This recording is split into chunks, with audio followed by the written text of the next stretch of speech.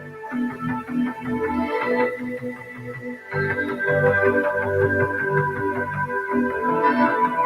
everybody, happy Monday.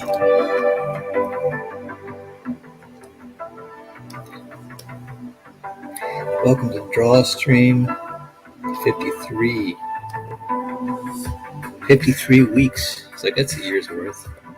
Live streams, Drawstream.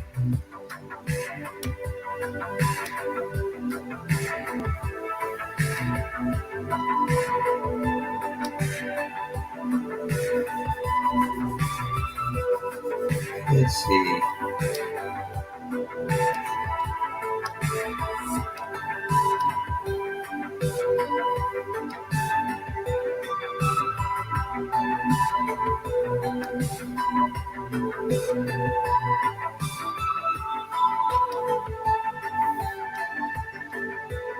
Let's see what we got today.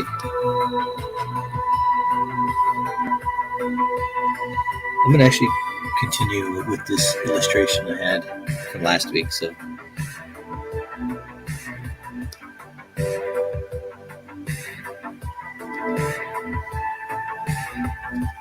I just opened this up.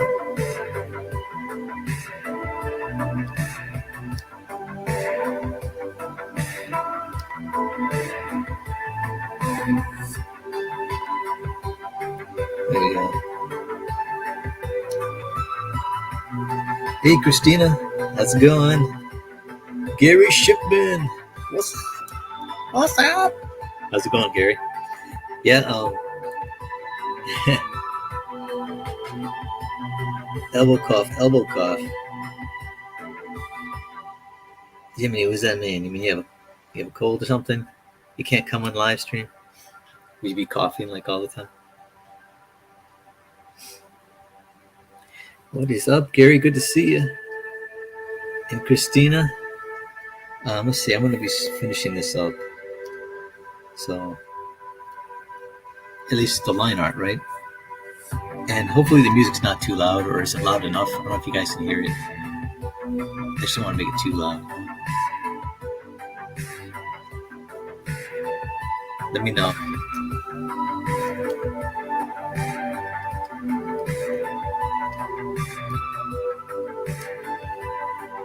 So I think I will tackle this lady first.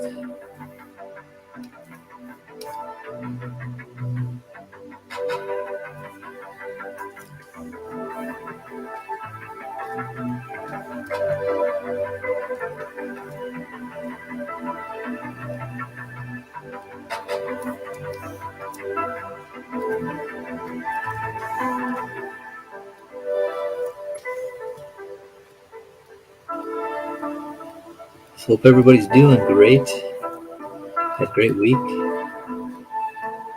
If not, here's hoping with you that this week will be even better.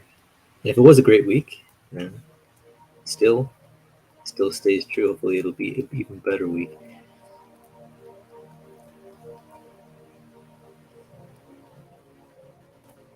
Yeah, I got a lot to do. A lot of work to do.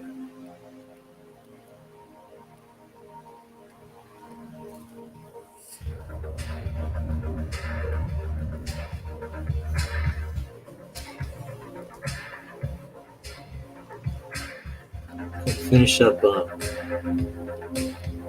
gotta finish up some NFT stuff, customs that I'm doing. I finished that NFT line is finished. People are actually sharing their Dragon Guild NFTs that I did, and it's cool seeing the randomly generated attributes to each one, so they're all unique looking. So that's kind of fun seeing that. But I gotta do customs now for the team. So I've been working on those.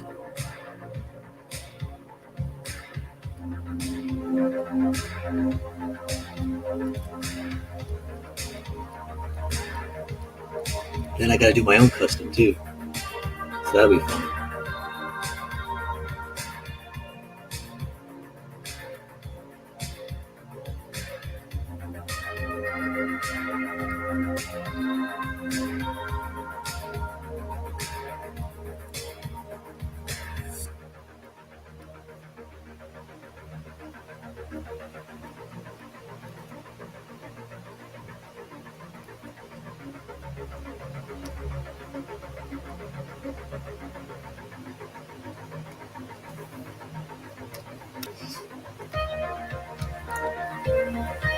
Get to work, Mecca. I said, yeah, that's right. I got to get to work. Gary had a lot of work to do. Man, so much work. It's just, sometimes it feels overwhelming, but one thing I neglected on doing, which I should have done for years, and I knew I should have been doing it, is writing things down, writing goals down, but also just even make a daily schedule. And Becky's actually helped me with that because she's on the same boat. She wants to get going on getting things scheduled, and so she bought me like an actual schedule planner. So I'm starting to work on writing in that.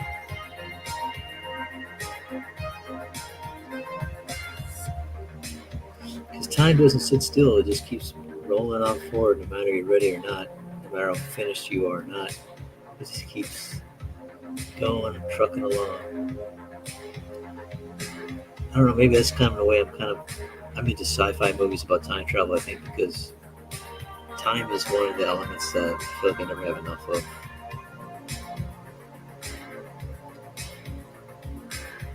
I think time management is like the biggest thing for me. It's like the most important thing, and discipline goes along with that.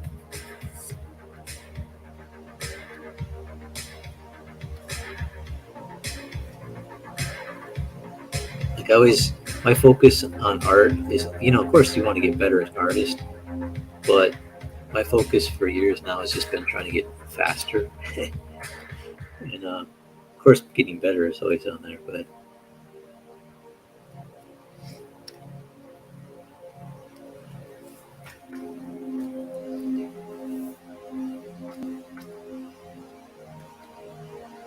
getting faster. I think I'm going to change his hair up. The hairstyle. It's a little peculiar to me. I know they always have weird hairstyles in different anime and mangas, so it's like, it's kind of acceptable, to kind of have different types of hair, but I don't know. It's kind of, I like stuff that has a little bit more movement. I don't know.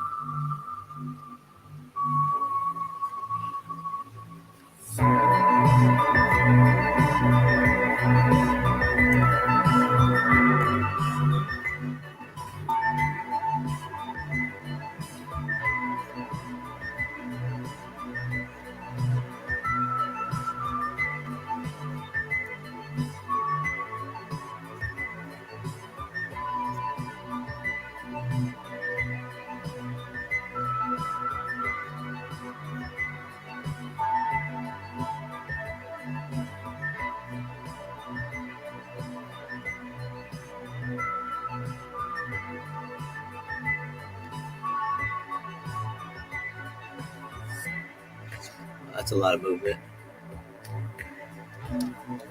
That's the kind I'm looking for, though.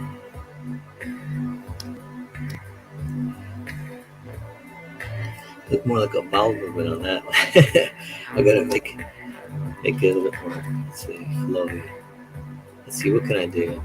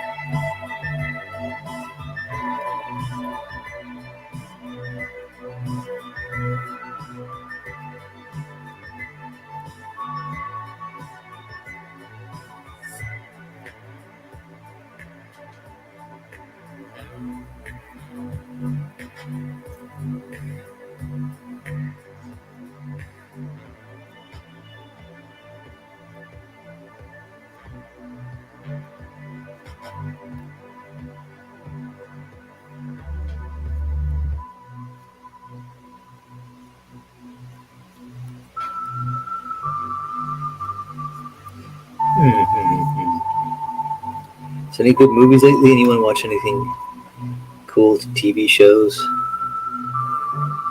I watched one movie. is an older movie is with Walter Matthau and Robin Williams, and it's from 1983. It's called The Survivors. Oh man, it's pretty funny.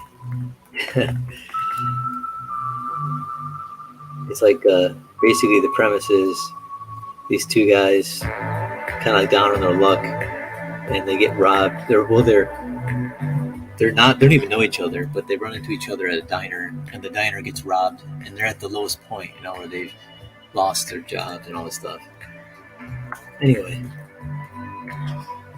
they kind of foil the robbery, but they get to look at the criminal's face, and then Robin Williams' character goes on the news and blabs about trying to stop the criminal, and Walter Matthau, his friend, he says his name on the air, so the criminal goes looking for him, and they have to figure out how to survive against this killer. It's pretty funny. It sounds serious, right? The premise, and it is like, but it's like they do it with such humor that no matter how heavy it seems like it gets, it's just funny. You're just laughing. But yeah, Robin Williams' character he's like starts becoming like a survivalist. So like, yeah, it's good. It's on Tubi for free if you want to watch it. Tubi. Tubi. Tubi. To be or not to be. I just put it in the comments. Tubi. Like I watch it. You can watch it on PlayStation, or you can download it for PlayStation, or you can download the app for Roku if you have Roku. ROKU. It's like a little USB stick you stick in your TV, and you get all these channels like YouTube you watch on their TV.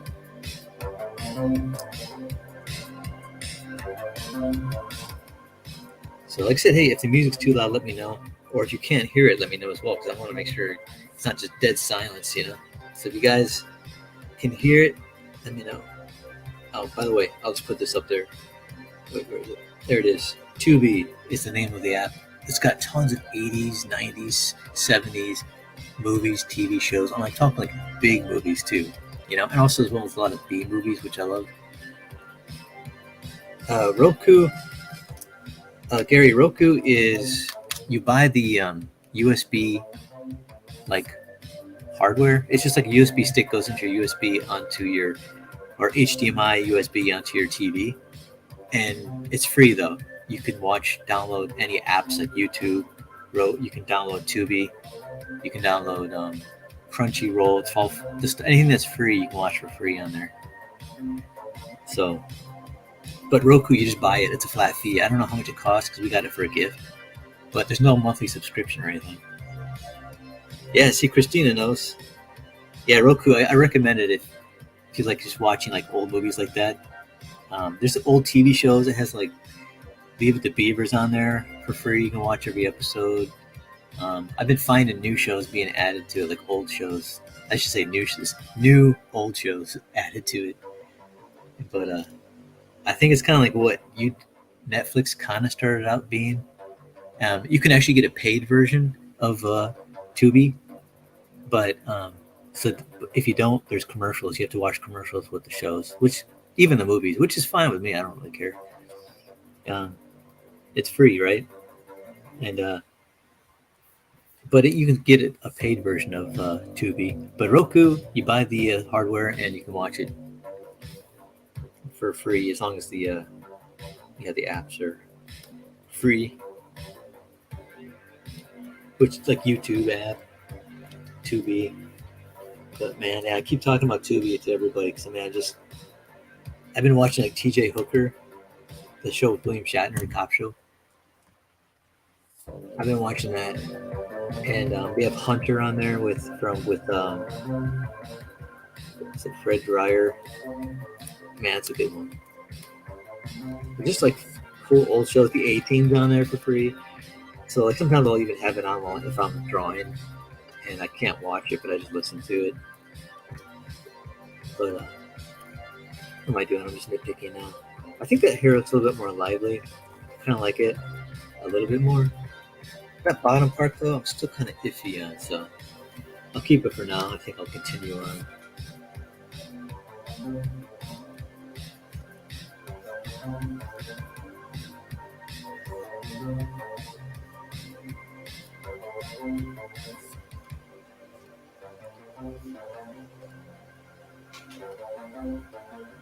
Kind of give her some puffy, wild hair.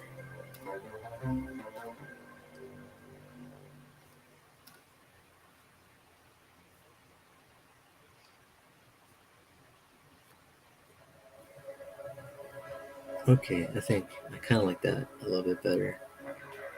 It's got some movement to it. It might not be the best hairstyle, but it's got movement. So I think I'm going to erase the old one. Let's see.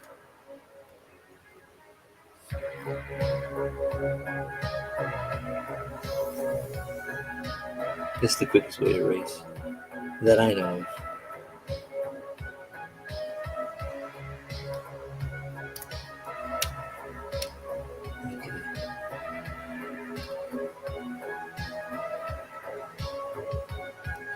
And I want to keep the eyes. I realized I did the eyes in the same layer, which was a bad idea on my end, but I can fix it. See, look at that.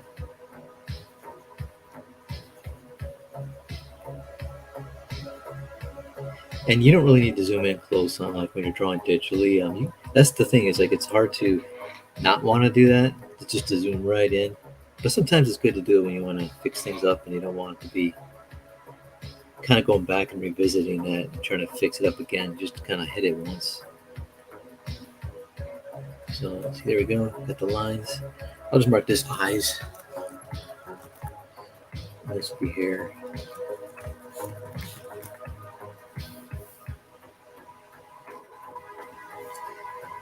Oh, yeah. If Plex is free.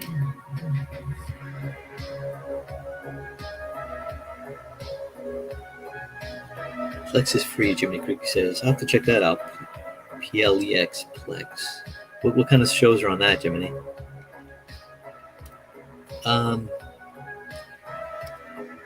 Gary Shipman says, "Are you not talking with me anymore, Christina?" What? What? Why would anyone not want to talk to Gary? Oh, see. Yeah, that's it. $30? Okay, that's not bad. Christina says the Roku device is around $30, Gary, so that's not bad. You can watch all this. It's cheaper than buying. It's like the price of one box set of your favorite TV show, and you can watch a bunch of them. So I don't know if you like. I like shows all the way ranging from the 50s to the 80s, 90s. So yeah, I watched Leave the Beaver, Beverly Hillbillies, and then of course A-Team, Hunter, Hooker, TJ Hooker. Yeah, all those shows. But yeah, Plex. What is Plex, Jiminy?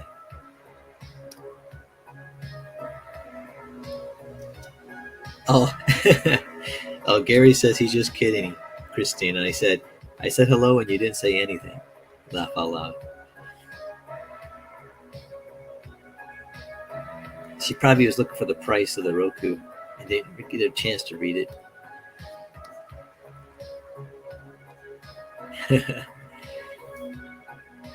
Hey, Gary, remember Mike was talking about that show? I checked it out on YouTube. The show with Bob Newhart, where it's about a comic book artist.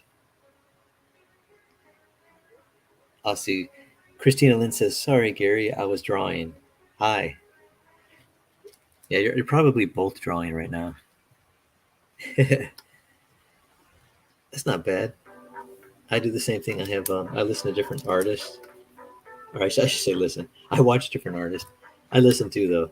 If I'm drawing, I'll just listen in and I'll peek up once in a while, see what's up, see what they're up to.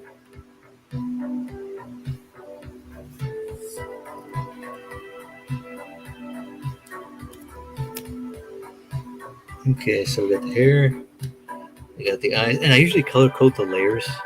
On Clip Studio, you can make them like, there's a little option where you can color code them, meaning you can pick whatever color. So I made the line art, I always make it black. So yeah, we got the line art here. This is my blue line art, which is technically black, but if you hit this button right here, it makes it blue. See? So it's black. But this is my rough line art. Now I'm gonna actually. This is probably my second pass, meaning this art will mostly be finished line, but I'll probably do another overlay on top and make it cleaner if I have to. If I'm still figuring things out, I guess. So I got the hair, I got the eyes, and I think I'll kind of. That's almost like totally complete. But I'm gonna go with the eyebrows, and that's important. Hey Jimmy, I don't know if you saw the Facebook. I'm assuming you did, but I sent you a link if you want to jump in. But if you can't, because I heard you were coughing into your elbow, that's understandable.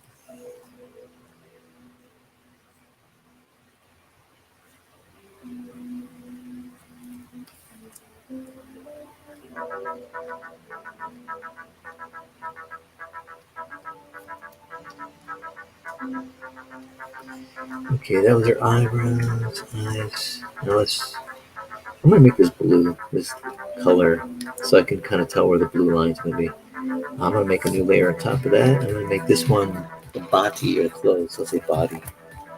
Now let's color code that black as well.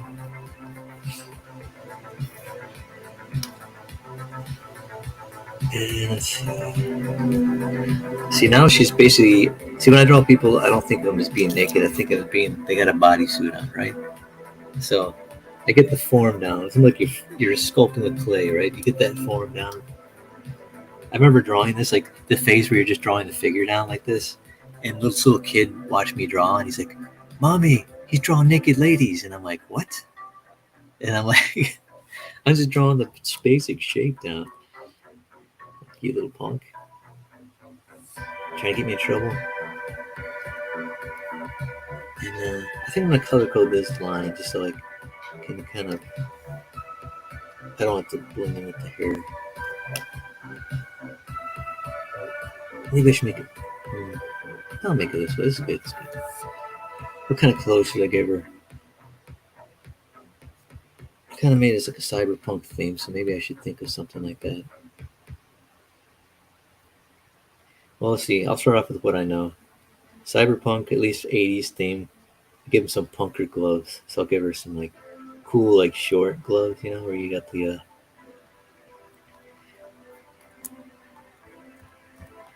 back's like opened up, back of the hand, so it can breathe, right? But then you got to get those little like the 80s got those knuckle vents where you can see the knuckles inside of the glove, and of course they got to be cut off.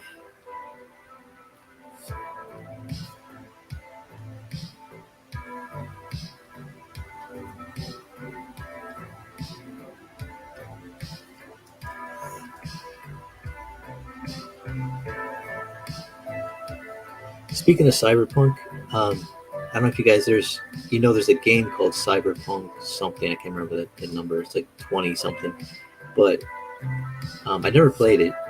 But they made an anime on Netflix off of the game concept, I guess. I don't know if it's the actual game story, but and it's called Cyberpunk, which is one of my favorite genres from the 80s style.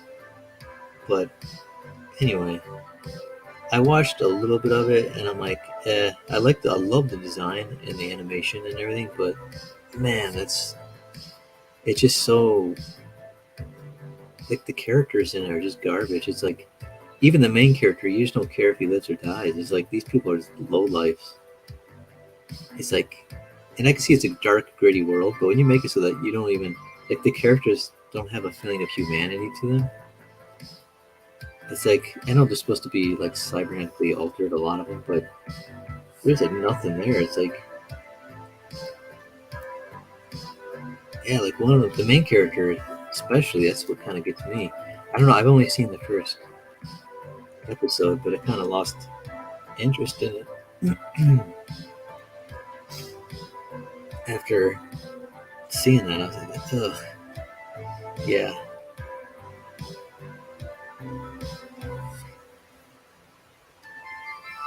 I don't know if anyone else has seen it. If it gets better or what, you can let me know.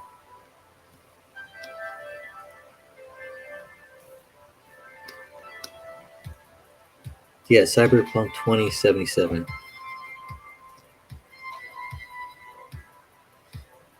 Thanks, Mighty Geek Studios. Good to see you, by the way. Gary Shipman says, too late, the damage was done, Christina. uh, Plex, see, Jiminy Cricket says, Plex has live channels, movies, and TV shows, but its main benefit is it acts as a hub to stream your personal library of content from your computer to your devices, no matter where you are. Oh, I see. Okay, that's cool. That's pretty cyberpunk, if you ask me. It's pretty sci-fi hardcore, man. Okay, so let's see. I am doing the clothing design, and I made it red. I see the line art's black, but I pushed the little magic button here on Clip Studio, the layer color, and boom, changes. See your hand to red or magenta, I should say. And maybe I'll just leave it black.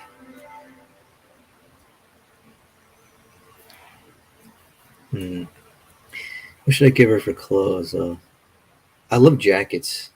I love giving characters jackets. I like jackets myself. Like if you catch me, it's funny.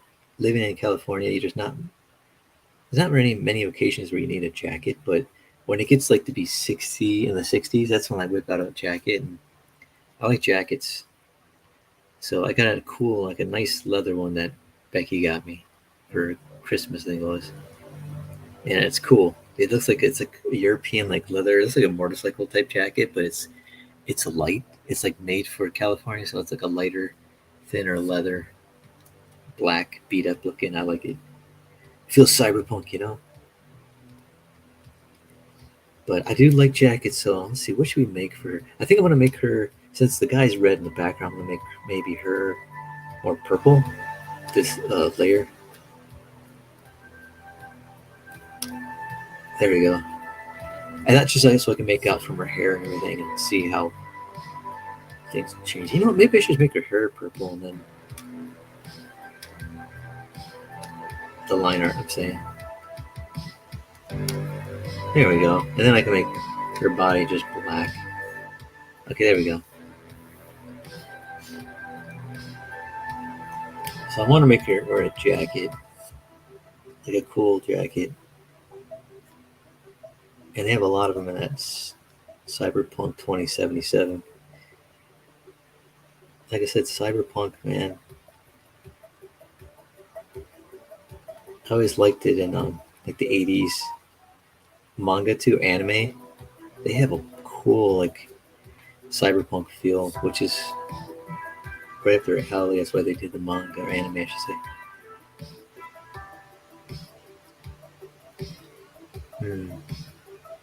If I give her a jacket, see right now I'm drawing a cutoff sleeve. I think I might play around with giving her like baggy sleeves.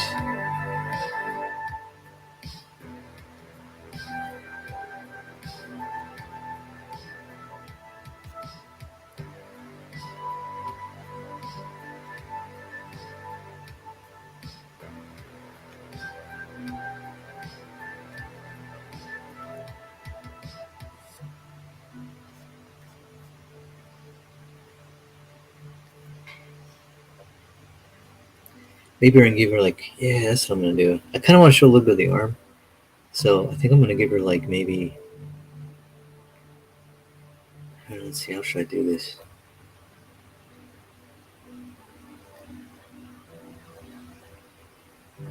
I'm gonna give her some gaps in the arm of the jacket. Maybe kind of make it like a mesh type of fabric, so you can kind of see through it. Yeah, I think that's what I'll do.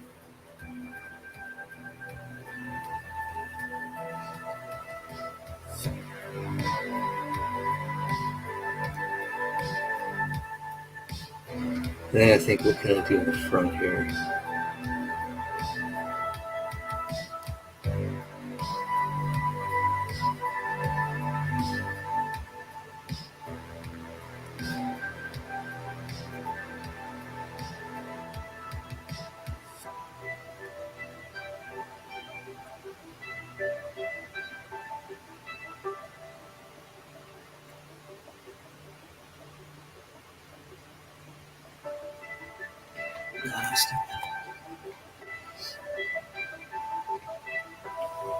And you wouldn't think about it, but you know when you do perspective, like these buildings, the background, the perspective, you got to think perspective when you're doing like clothing and different angles and stuff. It's like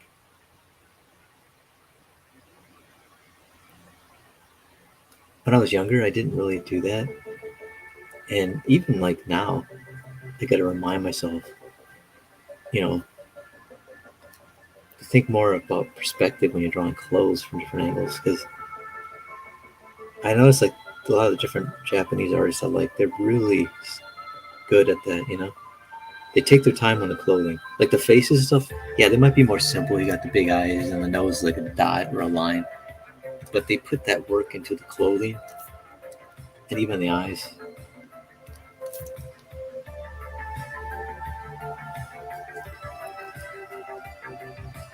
I think I'm gonna give her a short jacket. And here I'm gonna make the background, make that more. There we go. Now I can see the line work. See, I just put that little magic button and made the background lines blue. So we're good. Now I can make out the foreground for the jacket.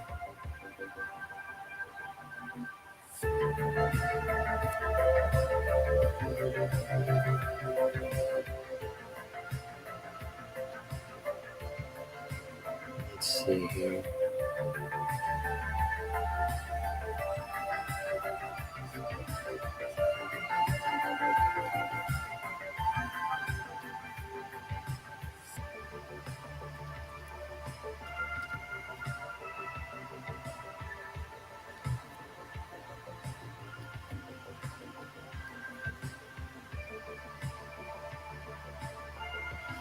Let's see. Now she's. See, this is where I would usually wimp out and not do too much. I try to get the gist of the clothes, but with this, I got to really focus on kind of giving some more depth or detail to the clothes. Since, like I said, the faces are so simple, you got to transfer the work into like the clothing, which means, and you kind of see this like in the Japanese, not all Japanese manga or anime. Some concentrate on certain things more than others, but fashion is pretty big in Tokyo, right? And in like Osaka, they have different styles, but you kind of see that in the different manga and anime. Like shoes too, man. Like there's different manga artists that like who do these really detailed sneakers.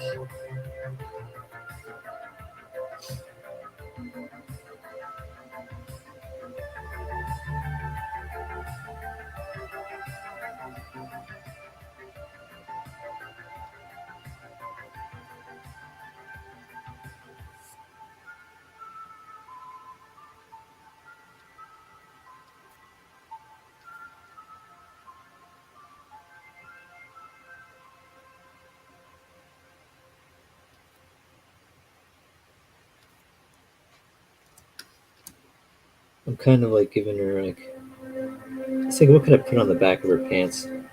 So in my mind, I kind of give her like an X. I don't know why. I thought it was something kind of funny.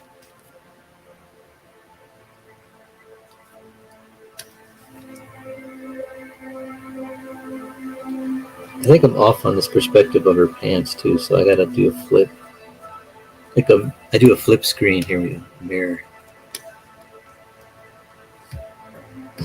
And I know I've given this explanation before, but just in case anyone's new to this, watching this later or live stream, like when you flip, like do the mirror effect, you flip an artwork that you're working on, like this, where it kind of just different, totally direction. It makes you see it in a different way. Like you know how sometimes it's easier to critique other artists' work because you can see where they might have made a mistake, and on your own, sometimes it's tougher to spot those mistakes. So when you flip the art or look at it in a mirror, if you do traditional art, it looks like somebody else's art. Technically, it's like all of a sudden it's different, and then you can spot and criticize your own stuff. At least that's how it works for me. I look at it, I'm like, I see where I'm missing it.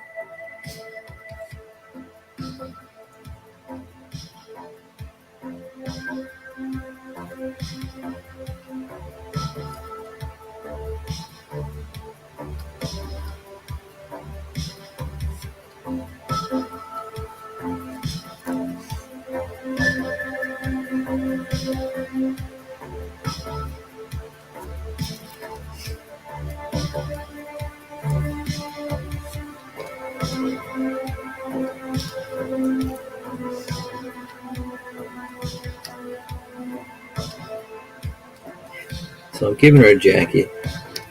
I gotta figure out what else.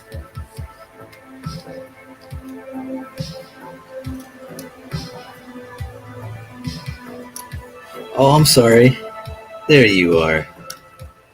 There's Jiminy. Matt, answer the door. 10 minutes and counting. He's probably like walked away and he's like getting something to eat. I'm right here. Oh, he's there. He's there. He didn't ring the doorbell. I couldn't hear you knock. Huh? What was that? Ah. Yeah. What's going on? Hey, how's it going? Pretty good. I'm trying to figure out Clip Studio Pro. Oh, you got it? Yeah, I got it. Nice. About a week and a half ago. Oh, cool. And I'm trying to figure out how to do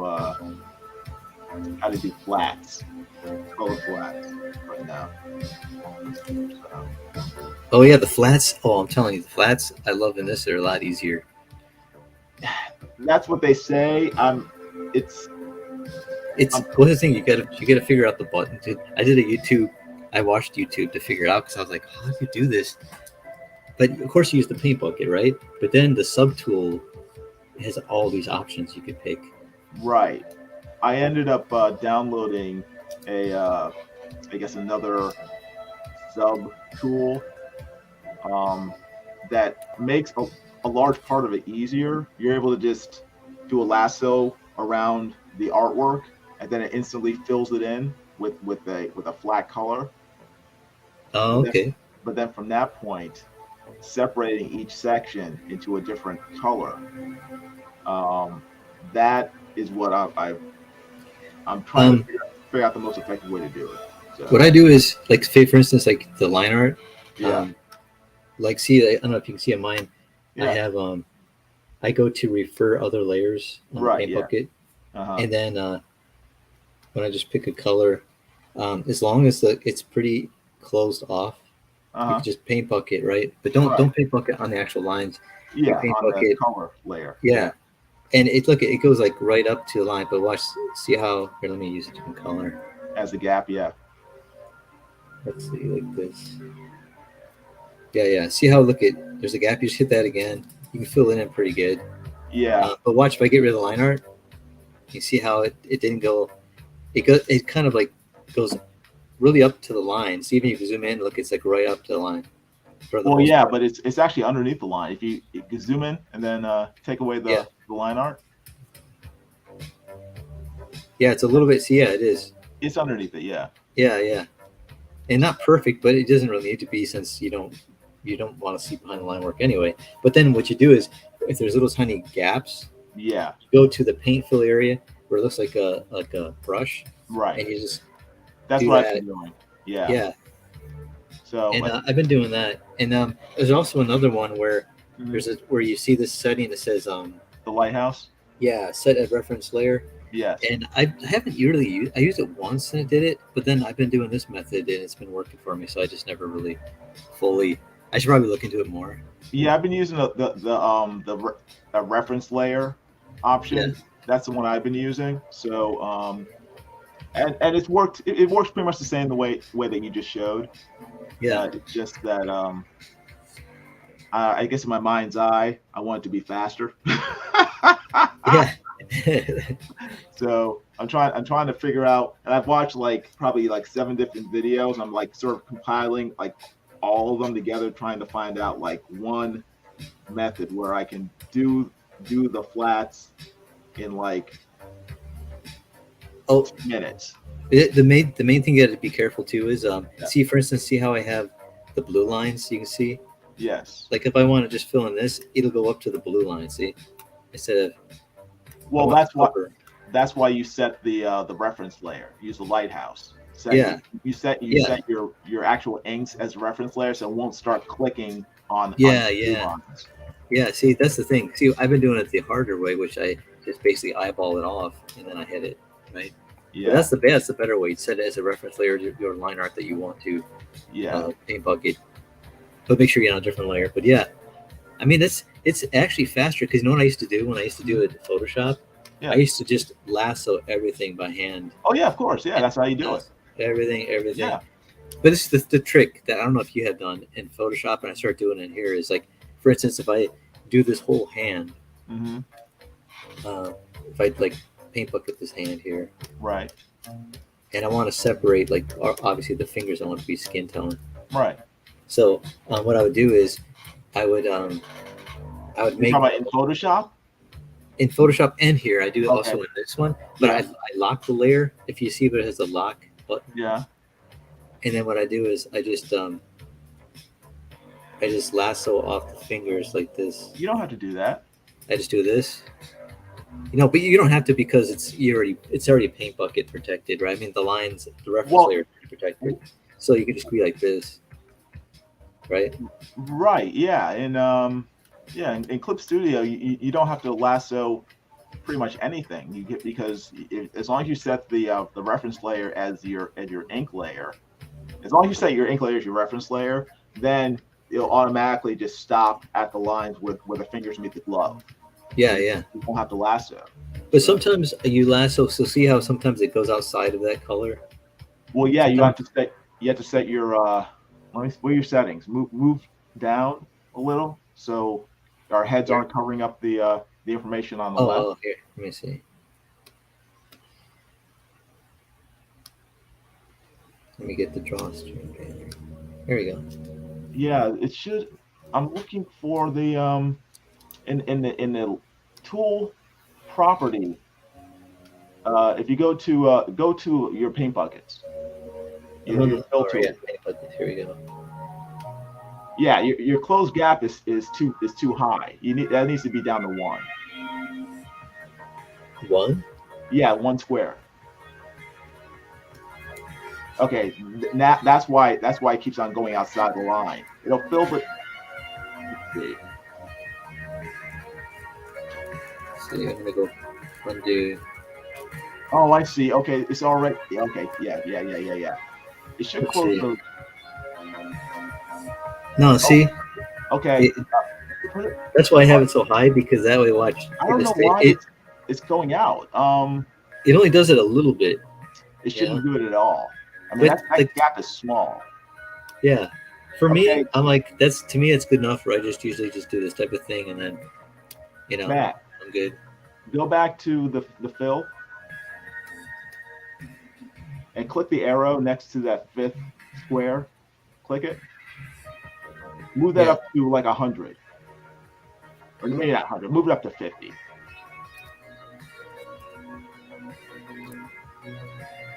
Did it do it? Let me see. Okay, it did it. Okay, let me try. Let's see. Okay, then move it down to 0. It's too high. That's weird, huh? You think 50 would be? It's hard for me to figure out like what the right number should be, whether it's up or down. Okay, what? Yeah, that's weird. Oh, okay. Now it's still doing it. I don't understand why it's doing that. Yeah, Let me see. That gap is small. Let me see. I've set it to 3. I don't understand why it's doing that. About 2. No, but it's just going to make it more open. Mm. That's so weird. Well, for me, that's still negligent. It's still not a problem for me. Yeah, that annoys me. see, to me, it says I can just go in and just fix it. I mean, the amount of time it saves me already, I'm just like thrilled that I could just do this because, man, back when I was like doing Photoshop, it was like taking forever, And I was like, to me, I could just do this. I'm like, oh man, I can't believe I could do this. Yeah. So quick. Yeah, it makes me want to call the manager. You said it would close the gaps. It's not closing the gaps. Yeah. Like it's funny. Well, I'm like this. It's like this for me. It's like self-driving cars are never really self-driving. What? So I don't believe in that. So and they aren't self-driving, and people are like, "What? You said self-driving?" I'm like, "You really believe them?" Like I never believe it. So to me, I'm like not like shocked. I'm like, they said, "Oh, close the gaps." I'm like, "Yeah, I'll believe it when I see it." And it doesn't do it. So I'm like, I didn't think it would. If they say it's self-driving and I can't just tell them where I want to go and it gets me there, I want a refund. Yeah, I know. Because what people When did. you tell me it does. People did that. They actually just put the car where they wanted to go and just start reading a book, and they're like, the car run over people, and they're like, "Oh, cool." they got driven off a cliff. Yeah. And I'm like, and they go, "Do you really thought that you trusted that thing?" I mean, look at people today. I mean, I don't trust anything that man makes to work like they say. You know, I mean, no way. I don't even believe in I don't believe in Clip Studio Foley. No, I told people like back a few years back when I did Uber driving. Yes. I was talking to one of the guys I was driving, Mm-hmm. and he were talking about how they're trying to make it automated Uber cars, right? Yes. And he goes, "But that probably hurt you, wouldn't?" And I go, "Here's the thing," I said, "I don't trust that because you know how easy it'd be to hack the car and just have somebody killed by hacking the car." And the guy was like, his face looked shocked. He goes, "You know what? I never even thought of that." And I'm like, "That's the first place my mind goes." It's like that's the first thing I think. Oh, another way to kill you people. It'd be like kidnapping would go through the roof. Yeah. It's like, yeah, take me home, and all of a sudden like drives you to like the worst section of town. Yeah. Yeah, I know. It's like that would. There's so many things. I think if you're a writer, and especially a comic book writer, artist, your mind starts thinking like, yeah, that's not gonna be good. You ever see that movie? What was it called? Upgrade, I think. Upgrade? Yeah, I think it's called Upgrade. It came out maybe 2 years ago, but it's about a guy who gets infected by some sort of AI virus, and it slowly starts taking over his body. But the movie starts where this guy he's in a self-driving car, and the car gets hacked, and they're able to kidnap him just by locking the doors, and then he's trapped inside, and they just have the car taken wherever they want. Whoa. So it's like, yep, that's what's gonna happen. Yeah, see, that's what I'm saying. That's why I don't know. Like, look at technology today. I mean, I look at people today, right? And the things that people do that just are not too bright at all. And then I look at technology. I'm like, yeah, I don't trust that. Because I know people. If I didn't know humanity, then I guess I would be like, yeah, that's cool. But I'm like, I look at it and I see these people. I'm like, that's why even with doctors and stuff, I'm like, and professionals, I'm like, my trust is like real limited even with them, because I'm like, you know, they're the people you see on the road too who are doing stupid things. And I'm like, oh man. Yeah, I mean, unless the last name is Fauci, you can't trust him. Matt, can I ask you a question? Yeah. Did you draw that background? No, this is one of the prefabricated homes. Where'd you get that? How do you access that? How do you do that? It's just you just go to the sidebar. I don't know if you see the sidebar here, materials. Hold on. Yeah, I see a sidebar. What section are you in? Oh, you're it's in. It's an X. It's called material, monochromatic material. Are you in the comic book section? This program is so complex, so dense. It is.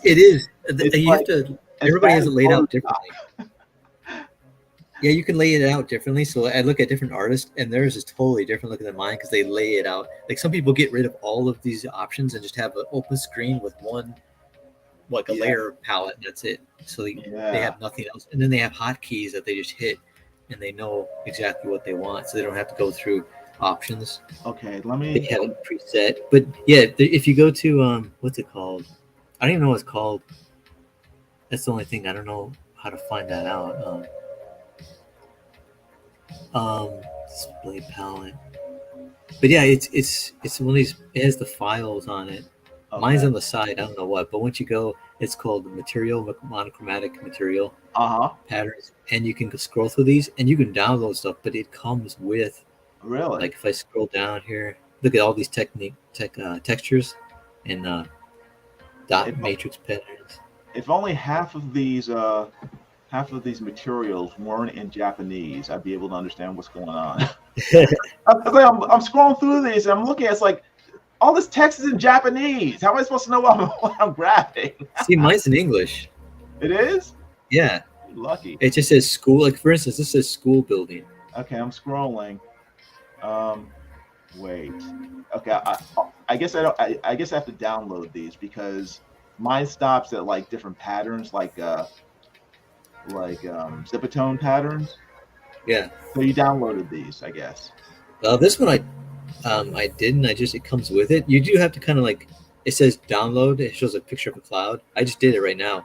Like, see Okay. this one? This is pre-made background. Uh-huh. I just drag and drop it onto there, and you can Dang.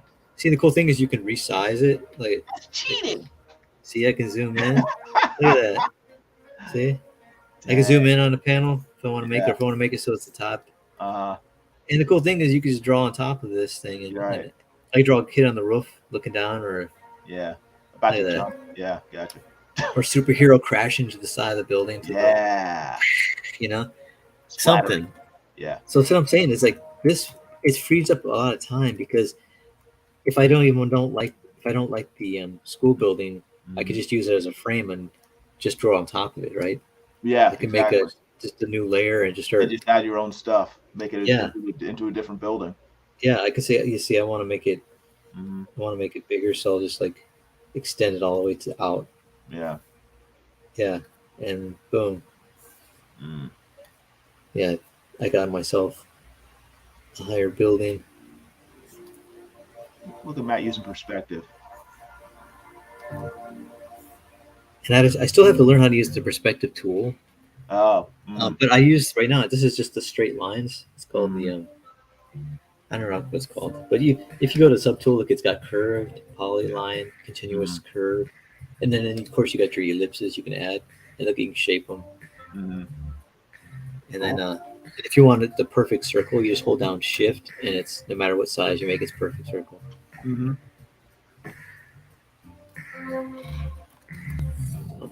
I'll just shut this one down. Do not save. Yeah, that's what I use for this background, and there's a bunch of them you can save, and you can make a favorites folder so you can save the favorite stuff you like to use. But they even have 3D models of buildings that you can rotate and move and put them into a panel and just work on top of them and stuff. And that's what was it Jason Brubaker was doing. Like, when he was doing his comic book, on one of his videos watching, he just took like a picture of a 3D model of a boat and dropped it in a comic panel and rotated it at the angle he wanted, and then started drawing on top of it. Oh, wow. And so it was like he had his boat from different angles, whatever he wanted, zoom in, zoom out.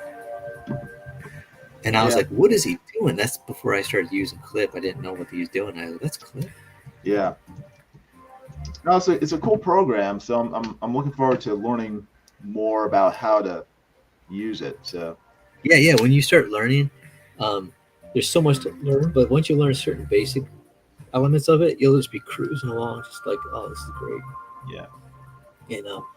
Sometimes I'll run into little problems here and there, but I just go to YouTube and look up the troubleshooting. Let's see.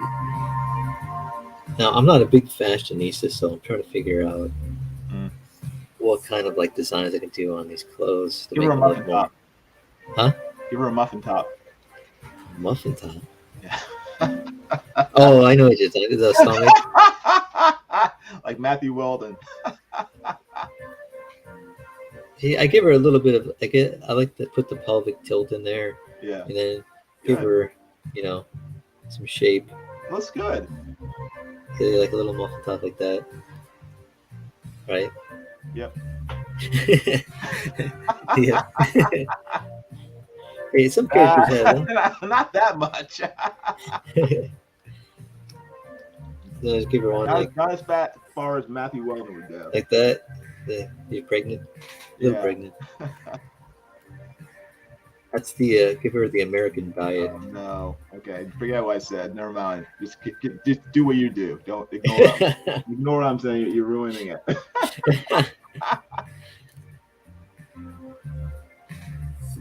Let's see here. And then, of course, if you hold down the shift and control space bar, Yeah. you can rotate the canvas. So if you want to draw Hold down different. shift and space bar, you said? Yeah, hold it down. You'll see the arrows pop up, and then use your pen tool to kind of move it around. Shift and space bar. Oh, I see. Okay, gotcha. See, and then you can just rotate like a drawing piece of paper. You can just Is there a way to automatically make it go back to the center, normal? Yeah, at the bottom of the canvas, it could say reset rotation. It's like a circle with a dot in the middle, and it's dotted. You just put that, and it goes back. Oh, I see. Okay, got it. Or even by the navigator, where you see the navigators up here with the. I can zoom or move around the navigator. The little picture window with the small thumbnail. You just hit the same thing. The reset rotation, hit that. So if I want to rotate it, I hit that. Boom. Or if you hold down. Let me see. Do you use the sub view window? Which one is that? That's right next to the navigator. And I've never used that. That's if you're using reference, it'll have your reference right on top, and you can also pick colors from it.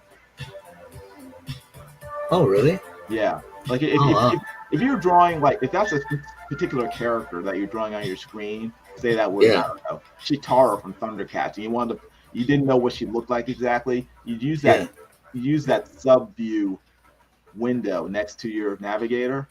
Tab over at the top we work. No, your navigator. Hold on. Let's see, I can't see the. Yeah, just click on it. Just click each one. It should say sub view. One of them. Sub view. I got it right here. Yeah. Now click that little folder at the bottom. Oh, import. Import. Yeah, and then it lets you pick whatever your reference picture is, and then, pick whatever you want. Oh, that's cool. And then you'll be able to it'll show it in that window. You can grab that window and pull it into your artwork, and then enlarge it as much as you want, so that you can look at whatever you want from the reference while you're drawing. Okay. It's pretty cool. But yeah, I've been trying to watch different YouTube videos to sort of speed up my my non-existent knowledge of Clip Studio Pro. Okay. That's cool. Yeah, I got to start looking into that. Yeah. Wait a second. What did I do? I don't know. You destroyed the stream, Matt. There we go. Yay! We're back. There we go. Okay.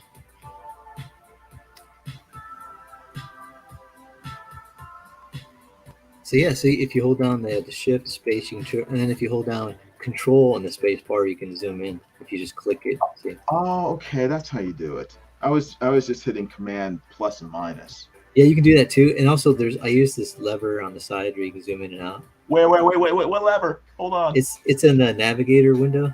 In navigator. See, it's like to the top little lever. You can zoom I see. Okay. And also, you can do that to rotate it. See, the bottom one below that. Oh, okay. See, that's what I used to do. I used to do this, go to the top right and do it. But then I noticed the guy was doing it like instantly when he was drawing. Right. He was just he was just taking this thing and doing this, and then drawing a line and then doing this. I'm like, how do you do that? Yeah. So then I just found out. I'm like, oh, that's how you do it. Yeah. So I watch different artists drawing on Clip, and then I figure out how they do it by just one guy, he was doing he was erasing things outside of a space, outside of a line, instantly with just touching something. And I go, what did he do? And I realized what he did. He used paint bucket tool, and then he selected. You see on the left where your palette is, where it has the two color swatches that you have loaded. You see below it, it's got like that thin rectangle where it looks dotted checkered pattern. Can you repeat that again? See, like see, I don't know if you have the circle color palette on the left. See mine? I don't know Oh if you yes, see yes, it. yeah. I see. But the our icons are covering it up again. Can you move our Okay, here. icons or Let me just? see. There we go. You see the bottom? Let's see right here where it's got. Whoops. You see it's a little checkered pattern. I think our icons. Yeah, thank you. There you go. Yeah. See. Well, that Yes. means that it's transparent. That there's no color at all, right? But Yes. not only is it not any color, you can Yeah. use it on any brush, and you can use it as an eraser and erases. See. So you can erase with the same texture that the brush you're using or pen you're using, or same Okay. size. So you can erase or draw with it. Like if you're doing hair and you want to erase some of the black, you can just erase. But also you can do it with paint bucket. So if I get paint bucket with that, I can hit it and it'll erase everything mostly. Probably a setting you can do. See, I can erase all the lines by just touching it. So I saw a guy do that. He was coloring, and let's see. He colored. Let's see, like this. Basically, he colored and went outside the line because he went like this. He paint bucketed it, right? Yes. And he didn't like what happened, and the Japanese artist, he just took a paint bucket tool and was like, bang, gone, right? And then I was like, how did he do that? It just disappeared. He didn't like select it and erase it, or he just touched it. And it's because he had the transparent, I call it transparent ink, but the checkered selected, and he just hit it. You see how there's like a little ring? You kind of see left. Yeah. See how it erased? You can see like a little bit of an outline. See? Yes. Yeah. There's probably a setting that you can make so it just does more of the pixels instead of just the inside. Well, that's because you have it on anti-alias. Is it? Yeah. My your bucket is on anti-alias. If you where is it? Here at the bottom. No. Still did it. There you go. Yeah, you need to open. Yeah, there you go. Right there. Take that off. Well, I did. It still does it though. Watch. Huh? It shouldn't. Weird. Yeah. Can you go back and erase all that color? Oh yeah.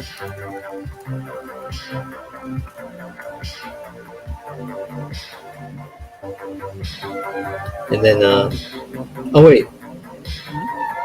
There's says, what's this option? It says refer multiple. Refer multiple, yeah. Exclude draft layers. Exclude paper layer. Yeah, I wouldn't touch those. Yeah, I gotta find out what's going on. No, don't touch it. Yeah, I gotta be careful. I've actually done that where I've made something disappear, and I'm like, what did I do? And I had to go and search. I didn't even know what it was called. I had to figure out what happened.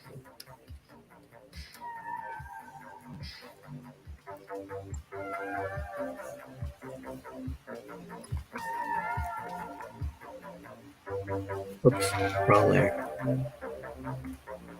So you've been using Clip Studio for how long? A few months, or you haven't been using a year yet, have you? I don't think so. It might have been. Okay. But you like it. You like it a lot. Oh yeah. Okay. Good. I like it now where I'll even do sketching on just to sketch stuff. Yeah. But the sketching actually helps teach me how to use it for my page work. Yeah. Because I'm like, oh, I could do that on pages now. I'm like, I didn't know that. Do you find it easier? I mean, before, were you drawing in Photoshop? Coloring in Photoshop, drawing by hand. I did. I used to do once in a while with draw in Photoshop, but I didn't have the SynPeak, Wacom, or anything like that. So I just was drawing on a tablet. Yeah. That's what I do. I just use a tablet. So yeah. So I was doing that, and but I didn't do it a lot. I would mostly do it if I was doing a comic page and I had to retouch something. I would just kind of like go in and then fix it up on the computer. Mm. Yeah. I didn't realize until I tried to do it that in Clip Studio when you scan in art, you have to remove the white background. So it's just in order to color it, because Even in Clip Studio. oh well, yeah, it starts off with a white background. You have to make a layer above it. No, like if I scan in like a piece of art, Oh, I see what you're saying. Yeah, yeah. I mean, I have to remove the white background in order for Clip Studio to recognize the line art to fill in. Oh, you can you know how to do that with just a push of a button, right?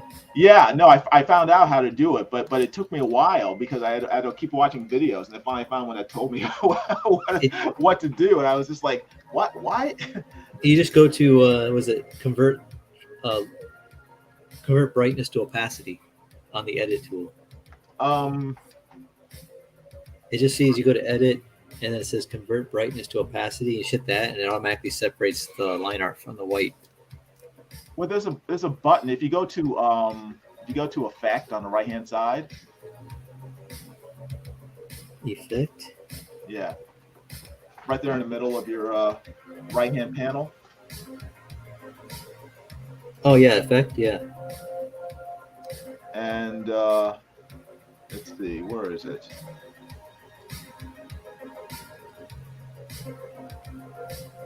Actually, it's underneath it. Expression color.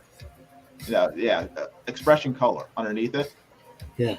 No, click off. No. Let's see. Oh, where am I? I got lost. Oh yeah, expression color. Hit color where it says color. Yeah. And this is when you're scanning black and white line art. Change that color to black to gray. Oh, I see. Yeah. Well, yeah, and then hit that black button. That will make it transparent. That will change the white paper that you scanned in to transparent, so only the black lines show up. And at that point, that's when you're able to fill in the each section of your line art, and Clip Studio will recognize it. Okay, I just go up to edit and then just go to convert brightness to opacity, and it just automatically separates it. Okay, there are probably 5,000 different ways to do it. It's probably the exact same method. Yeah, it's like the same kind of thing with hotkeys, right? Yeah, right. You can do it manually or use hotkey. Yeah. So, good. Yeah, it's nice because in Photoshop I went through a whole rigmarole of how to separate the line work. Mm-hmm. And this one Chinese artist I know, he worked for Pat Lee, who did the Transformers comic and for the Dreamwave Studios. And cool. He was in, I think he was in Canada, Ontario, and I like drove out to meet him and went to his place, and he showed me his studio, and he showed me how to do like Photoshop coloring for comics. Oh, wow. And I was just like, I used it for years doing professional work. Yeah. And then Clip Studio came, and I was like, whoa, look, all these things I had to do manually. It took all these steps. You just do one push of a button now. Mm-hmm. Wow. But yeah, he was showing me how to do all these things because I didn't know anything about it. Like I had my cousins who were graphic artists. I had them try to come over and show me how to use Photoshop for coloring, and they only knew how to use it for like photos and graphic, like for graphic design, but they didn't know how to do coloring digitally. So they were like, well, maybe you could do this or this, and I'm like, yeah, but it doesn't really work the way I want it. So but I found that the guy, he was at a convention, and his name was Kaz Young, and he was really cool. He just showed me, walked me through, my brother and I. Cool. Now he's like a professional photographer. Oh. He does like, he's all shooting with all these models, doing these photo shoots and everything. He's like this, like cool. He's like a shorter guy, and he's just like unassuming. And now he's all like cool, hip, like photographer. We're doing photo fashion shoots and stuff. Like he's doing top level like stuff too. I'm like, whoa, he's really good. Yeah. I mean, he's a good artist too, but now he's doing photography. And Yeah, Yeah, that's neat. yeah. It's funny people you run into at convention circuits. Hmm. Different friends you make. Yeah. Um, oh, hey, Matt C.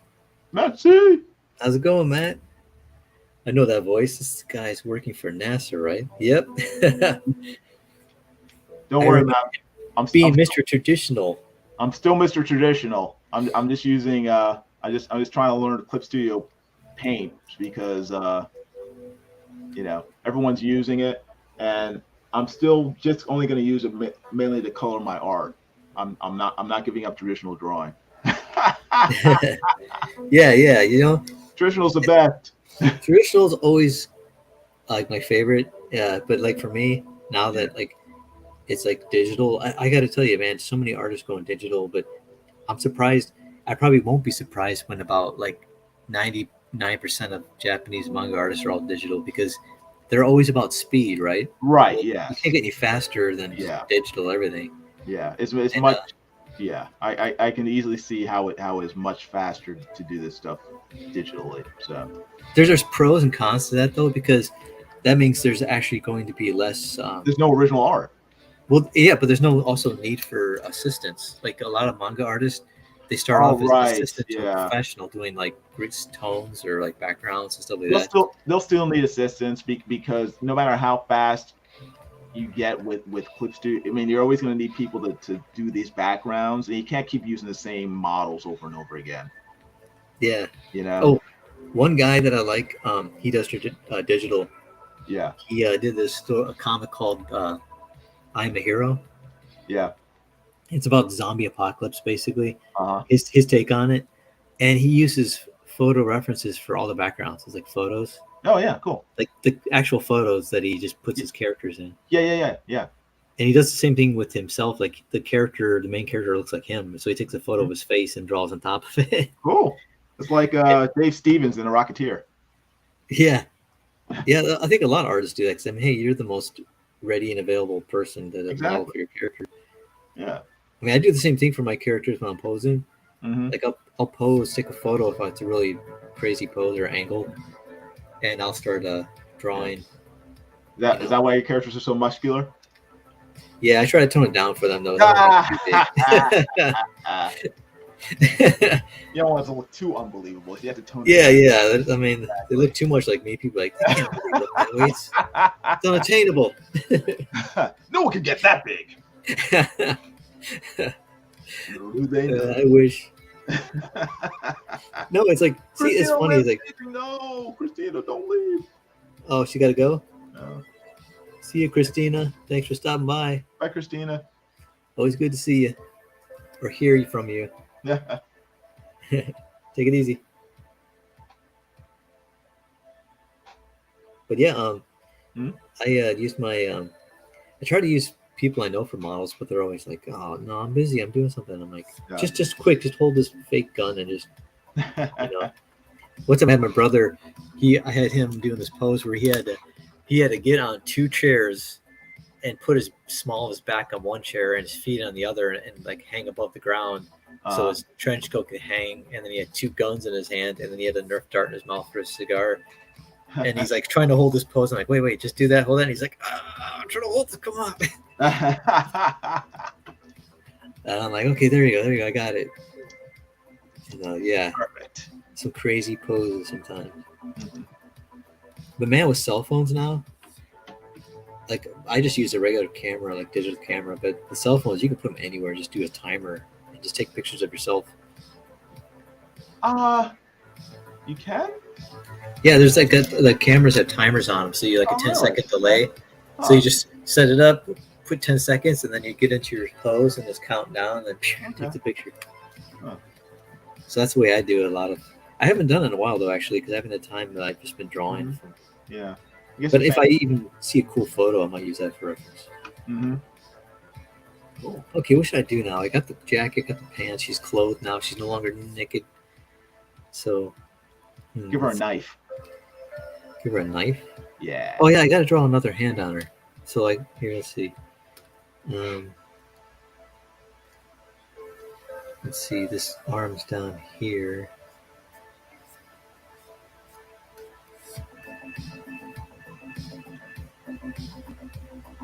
Ooh, put a gun in her hand. That'd be cool.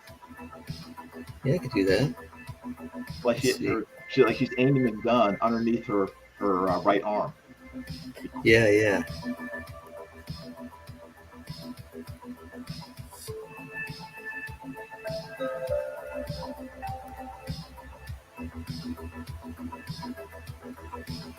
I don't know. Can you hear that music?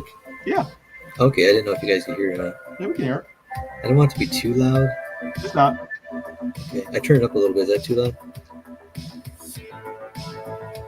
That's a little too because I think people want to be able to hear you over the music. We can hear the music, but you're kind of soft spoken, so. Okay, yeah, because I got my head down, and it's the microphone's on the computer is like higher above me. Yeah, but we can hear the music and we can hear you. So. Okay, cool. I'm trying to think of. I'm gonna draw the arm, and then I'm gonna here. Let's see. Wait. Probably do different layers in case I have to move it around. The arm I do think it's cool how you can use like the blue lines and stuff with Yeah. No, I love that because it's like makes it so much easier, now. Because especially like when it comes to like deadlines, it's just like getting things done quicker. Yeah. And I definitely need to speed up. So this is actually helping me out. It took me a while to get to kind of learn to use this thing though. Yeah. Now, when you I mean, I haven't tried to draw comics or anything with this. Are there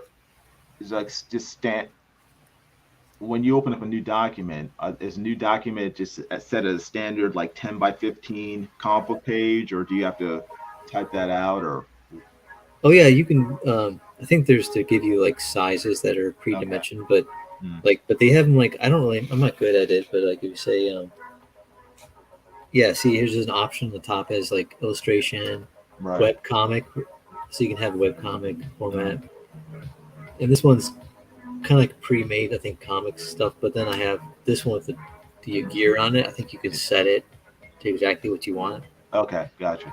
So I looked around to find a format. So I found the one I do 7 by 10 and 70, 10 and 3/4 inches or whatever, and 350 resolution. And then I looked for the settings on YouTube, found someone who had. So I want an American comic setting. That's what it's got to be for the. So you draw it at 100%. You don't draw oversized and then shrink it down. No, I just draw it the actual soft print size. Wow. Yeah. Okay. Because I mean it's digital, so I mean it's like you can zoom in. Yeah, I guess. Yeah. So, plus, it's like it cuts down on the file size, so it's won't lag on me. Yeah, that's true.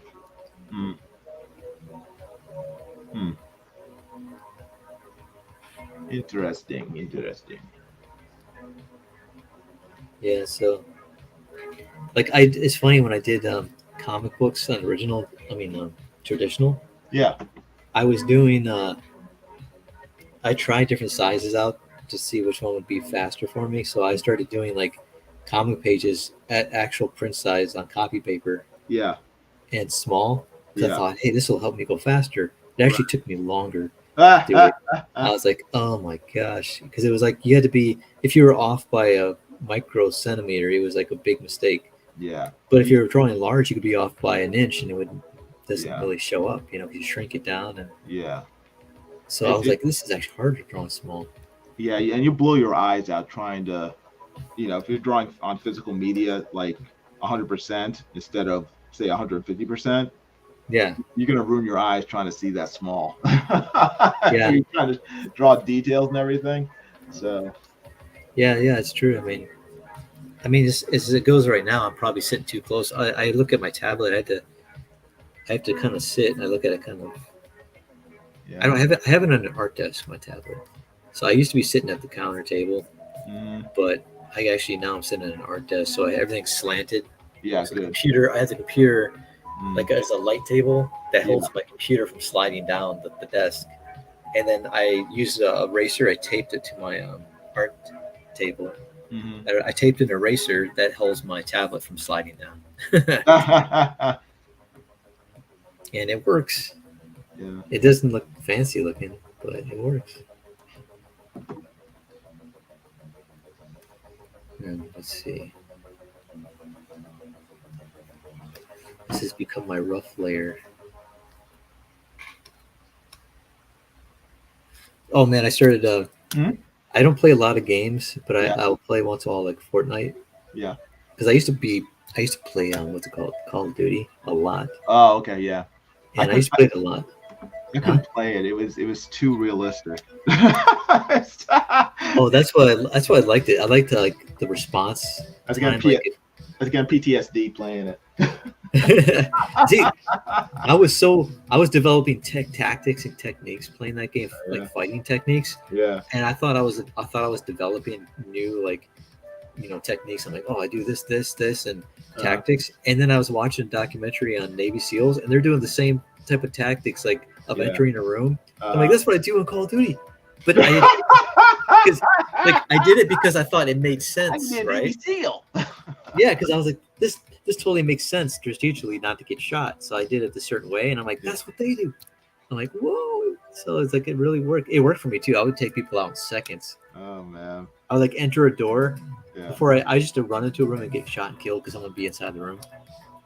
Now I would walk in, but before I walk in, I would do a sweep by the doorway with my rifle pointed towards the center frame, like the center of the door if someone was jumped out. Right. But then when I'm making from left to right sweep, I would like get close to the wall where I could see around the corner of the door frame, and then slowly work my way to the other side of the door frame where I could see behind the door frame. It's like you're scanning the room while you're passing it. Right. And if someone was there, I would just be like, pop, pop, and they'd be gone. Like, and then you could hear them talk, the enemy talk back to you for a fraction of a second after you kill them. Yeah. So they'd be like, no way, and they cut off, or they'd be like, you lying, and then like they'd be like cursing you out. I'll kill you. And I was just like, I started laughing. And that game, it was so fun because it was just like so intense. Like my friends and I would go on and we have a team, and we would figure out strategies, and we would get people so mad at us that they start to know our team logo. Yeah. And if they seen our team, they would be back out. They like jump out of the room. Because like we were campers, right? Yeah. And people like hated campers. But the funny thing is, when we started like just totally devastating people, people started copying our tactics of camping. Oh, cool. But we developed them to where even if they try to employ the same techniques we would do against us, we would develop techniques to counter our old technique and take people out. So I was having fun, man. I mean, it was just like your adrenaline would get kicked in because you'd be like, one time we actually fought against actual military guys playing the game. Like they're like military dudes. They were doing tactics where you could hear they were doing call signs and stuff. Yeah. Like I hear them on the speaker. And I was like, these guys are really military.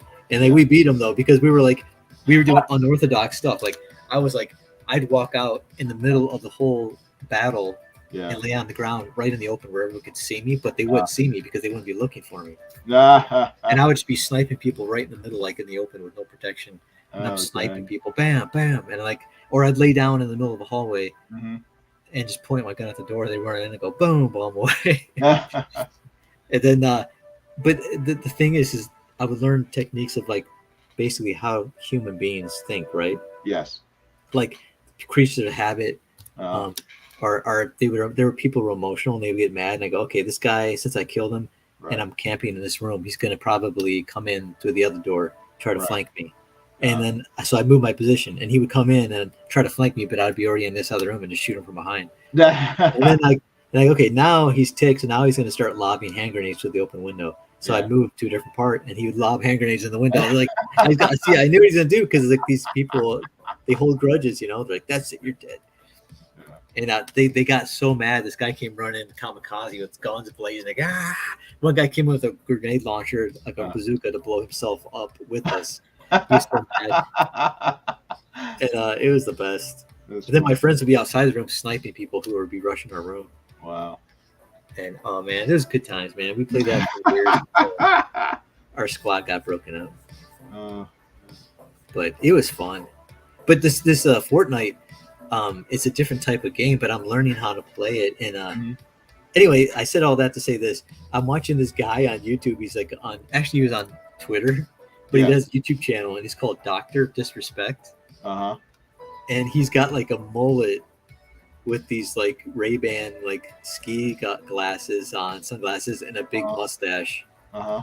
And he wears this big headset, and he's hilarious, man. He's got to be at least in his 30s. Uh-huh. And he's like, I'm telling you, man, don't mess with the 2-time. Calls himself the 2-time. He's like, yeah, I'm the 2-time. And then he's like, I am hands down, when the shot counts, I am the best in the world, you know. And he's like sniping people like instantly, like from far away. He's like, bam, bam, just like pops up, shoot him. And it's like, I'm just like cracking up because he's like an 80s movie character, you know what I mean? Yeah, where he's like, I'm the best, man. And it's like, it's just the best, because then he goes with it though. He has green screen where he walks, because he's doing the Twitch thing where he has his head in the small bottom of the frame, right? Right. The gameplay, but then he cuts to a full screen of like a background of a room, and it looks like one of these like back locker room that's all fancy with couches and lockers and his logos and posters on the walls, and then he comes walking into it on green screen, like, and he's got like a military like vest that's color coded to his like color scheme. And I'm like, he is so fun to I started watching his videos. I'm like, this guy, I was like cracking up so much because he's just like, he's like trash talking his teammates for not watching his back, and he's like, where are you, man? Where were you? And the guy's like, what are you talking about? And the guy's losing it. And he's just like, you're over here looting in the bottom. I got guys jumping from the top, from the sides.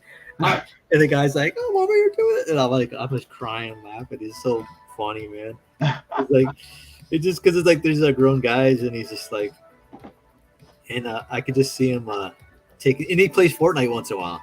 Oh, man. I'm just like, oh, so good. Dr. Disrespect. And he's got 4.1 million subscribers on YouTube. Wow. 4.1 mil. His name's Dr. Disrespect? Yeah, Dr. Disrespect. Okay. Yeah, the live streamer I watch for Fortnite is a typical gamer. Typical gamer? Okay. Yeah. He's really good. I think he streams every day on YouTube. I guess every night, because he's in Canada, so he's probably on your time. So when I watch him, he's probably playing around 8 or 9 o'clock at night, but it's around midnight here. Yeah.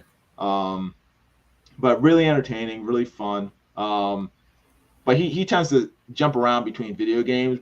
He used to just do Grand Theft Auto all the time. Yeah. And he do different mods and stuff. And then he switched to Call of Duty. And then probably about 3 or 4 years ago, he switched to Fortnite. And 95% of his content is just him just going through Fortnite, just leveling up, and just he plays in tournaments and everything. So okay. See, I wish I could be that good. I'm not that good. I don't play it as much as to be that good, but I play it for fun, and I'm pretty decent. Like if I go against guys who I could tell they're better than me, I can still beat them. Yeah.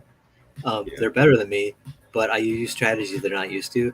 Right. So, and this is what's funny. I actually used an 80s action movie technique, and it worked on this guy. like I was like, it was down to just me and him on Fortnite with the last 2 players. And what I did was I was in a truck. I had a truck, and he was down in this ravine, like this valley. But I couldn't see into the ravine because there's trees, so the tree foliage was covering him, right? Right. But he was behind somewhere, and I don't know where. And I know as soon as I walk out there, he's just gonna kill me. Yeah. So I'm like, I'm in this truck. So what I did was I did the 80s movie technique. I took the truck, ran at full speed, bailed out right before it went down the hill into the ravine. Yeah. And then took off sprinting, running to flank him.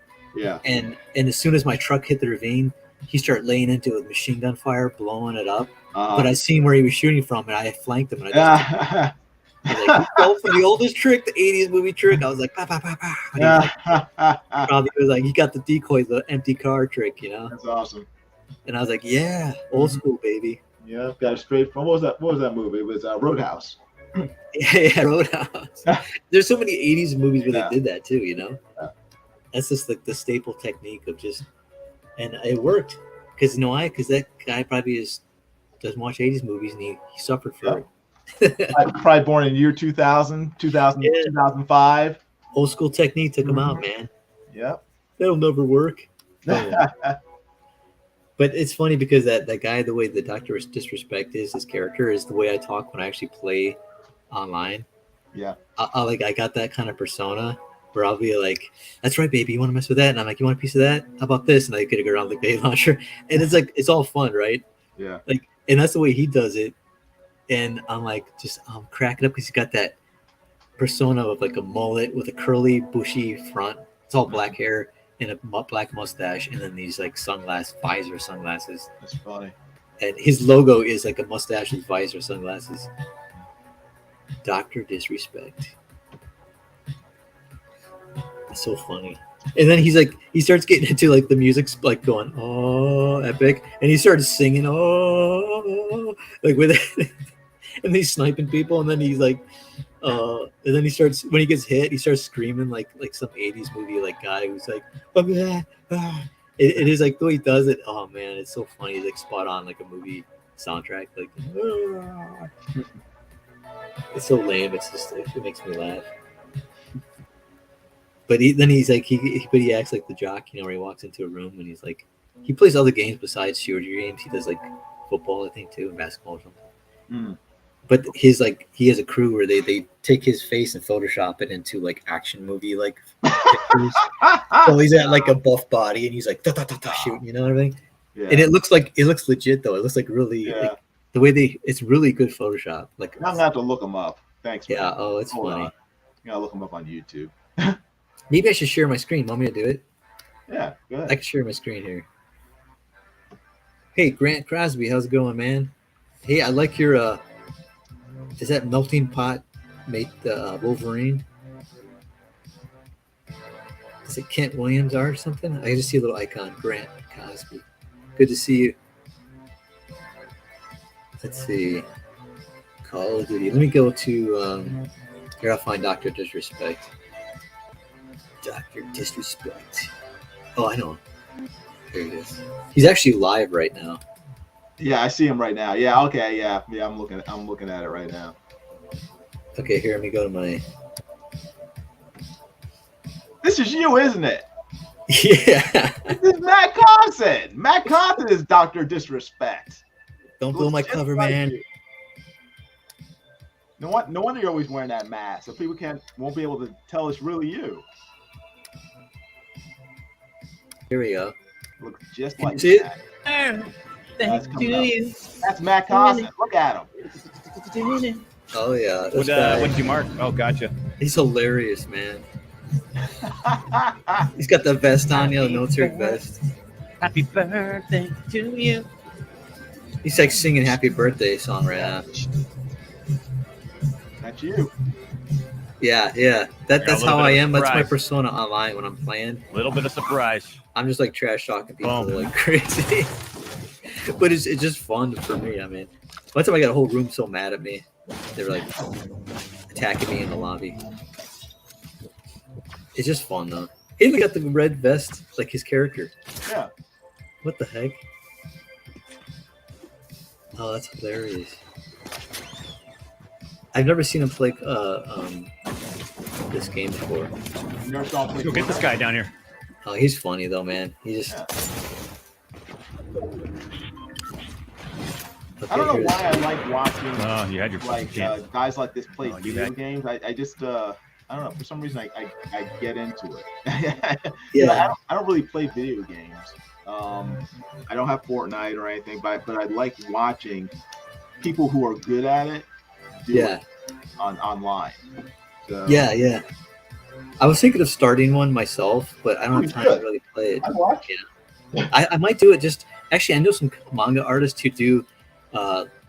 They do this drawing live streams, but then they'll mix it up with actual gameplay time, where they'll do both. You know. Yeah. So I'm thinking I might do it, just because I'm like, when I'm playing, I get so into it, man. I'm just like, I do techniques where I'm like, okay, this guy is sniping me from this area, but then I try to figure out how to flank him or do something to throw a monkey wrench in it. And it's fun. Sometimes it works, sometimes it doesn't, but yeah. Good times, man. It's more fun when you're playing with somebody too. Yeah. So let's see. How much time? What Grant, time is it? Grant Crosby says meltdown. I always thought Wolverine's build could change dramatically in short amounts of time. Are you talking about the graphic novel Meltdown with Havoc? Yeah. I remember that. That was it a miniseries? Yeah, that was great. I love that I think it series. was Kent Williams, right? Kent Williams and who was the other artist? It was Yeah, it was two. I remember. Yeah. yeah, there was another artist who was doing Havoc. One guy did Havoc, the other guy painted Wolverine. I can't remember the other artist's name. But one thing I always loved about that series was the way I'm not sure it was Kent Williams or no, it was Kent Williams and John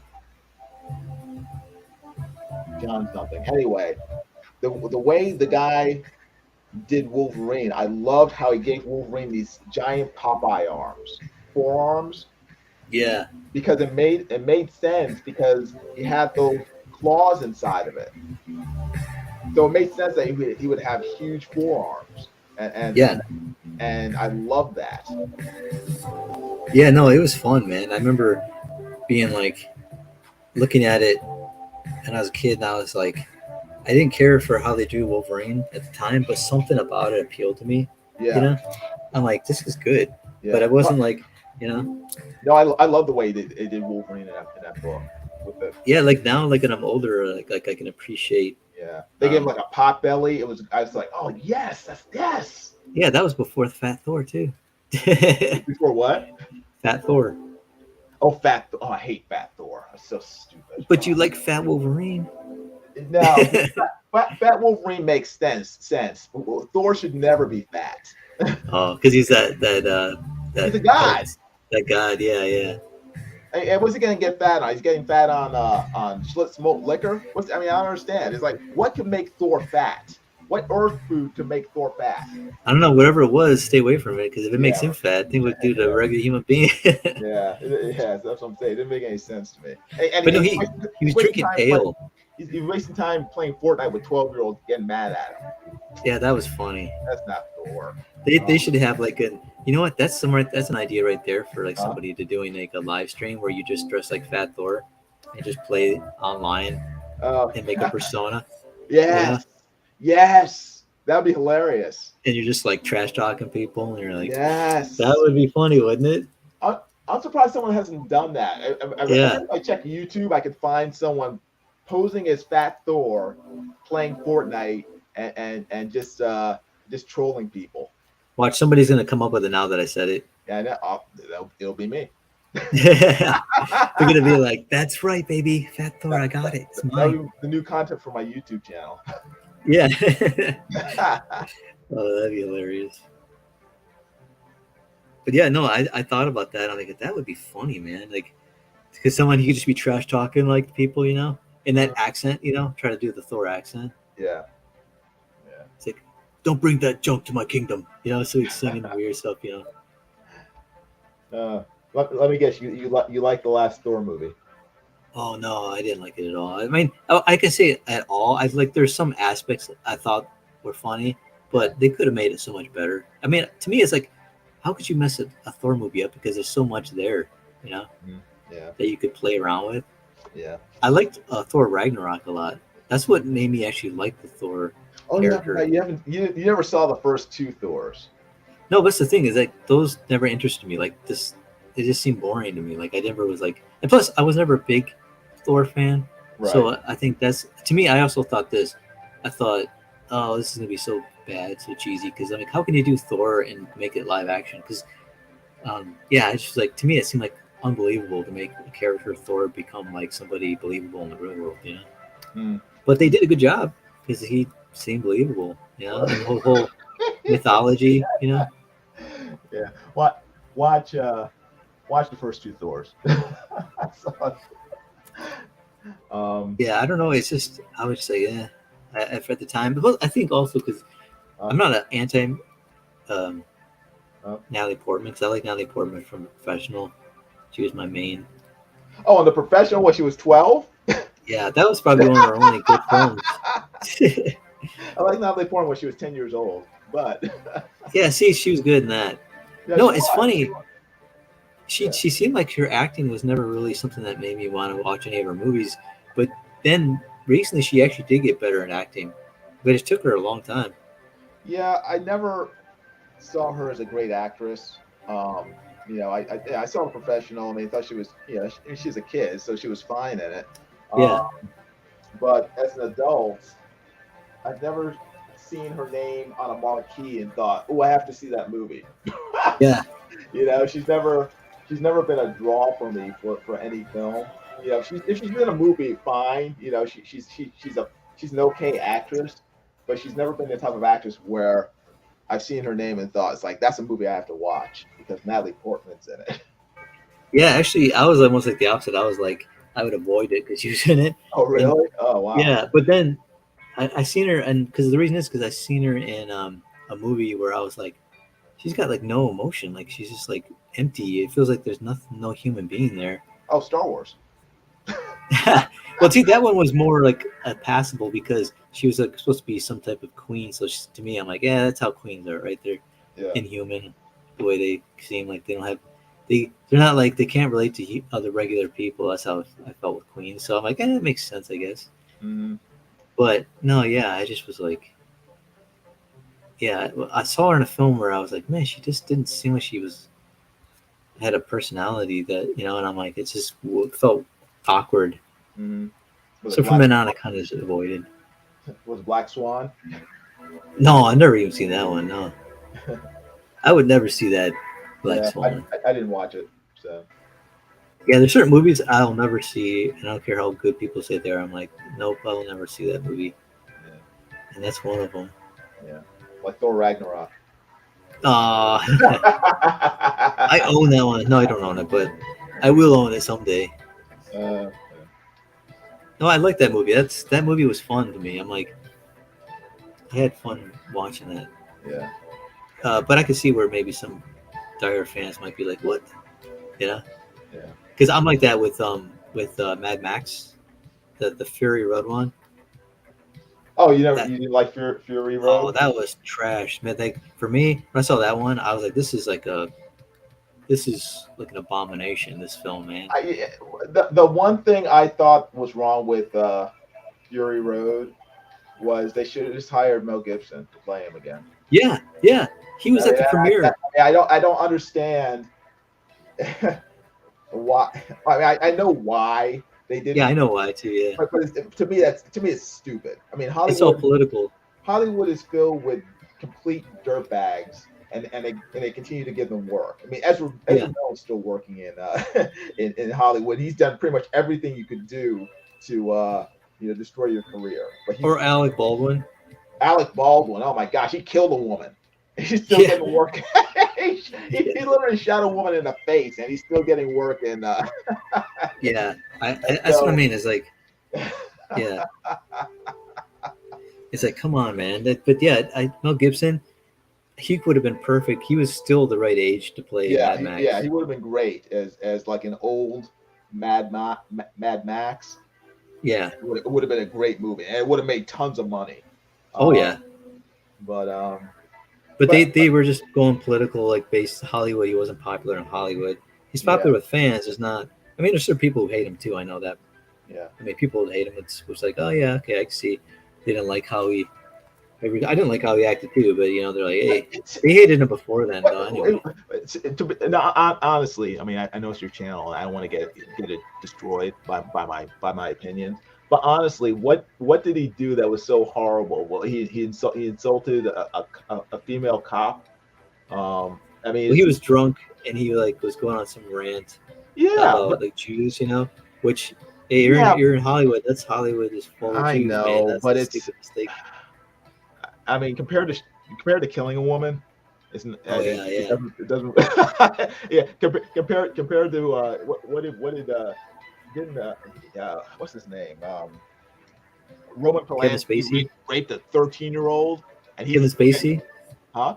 Kevin Spacey, Roman Polanski. I mean, these are people who are pedophiles raping kids, and they're still getting accolades, and it shows you that speaks volumes, right?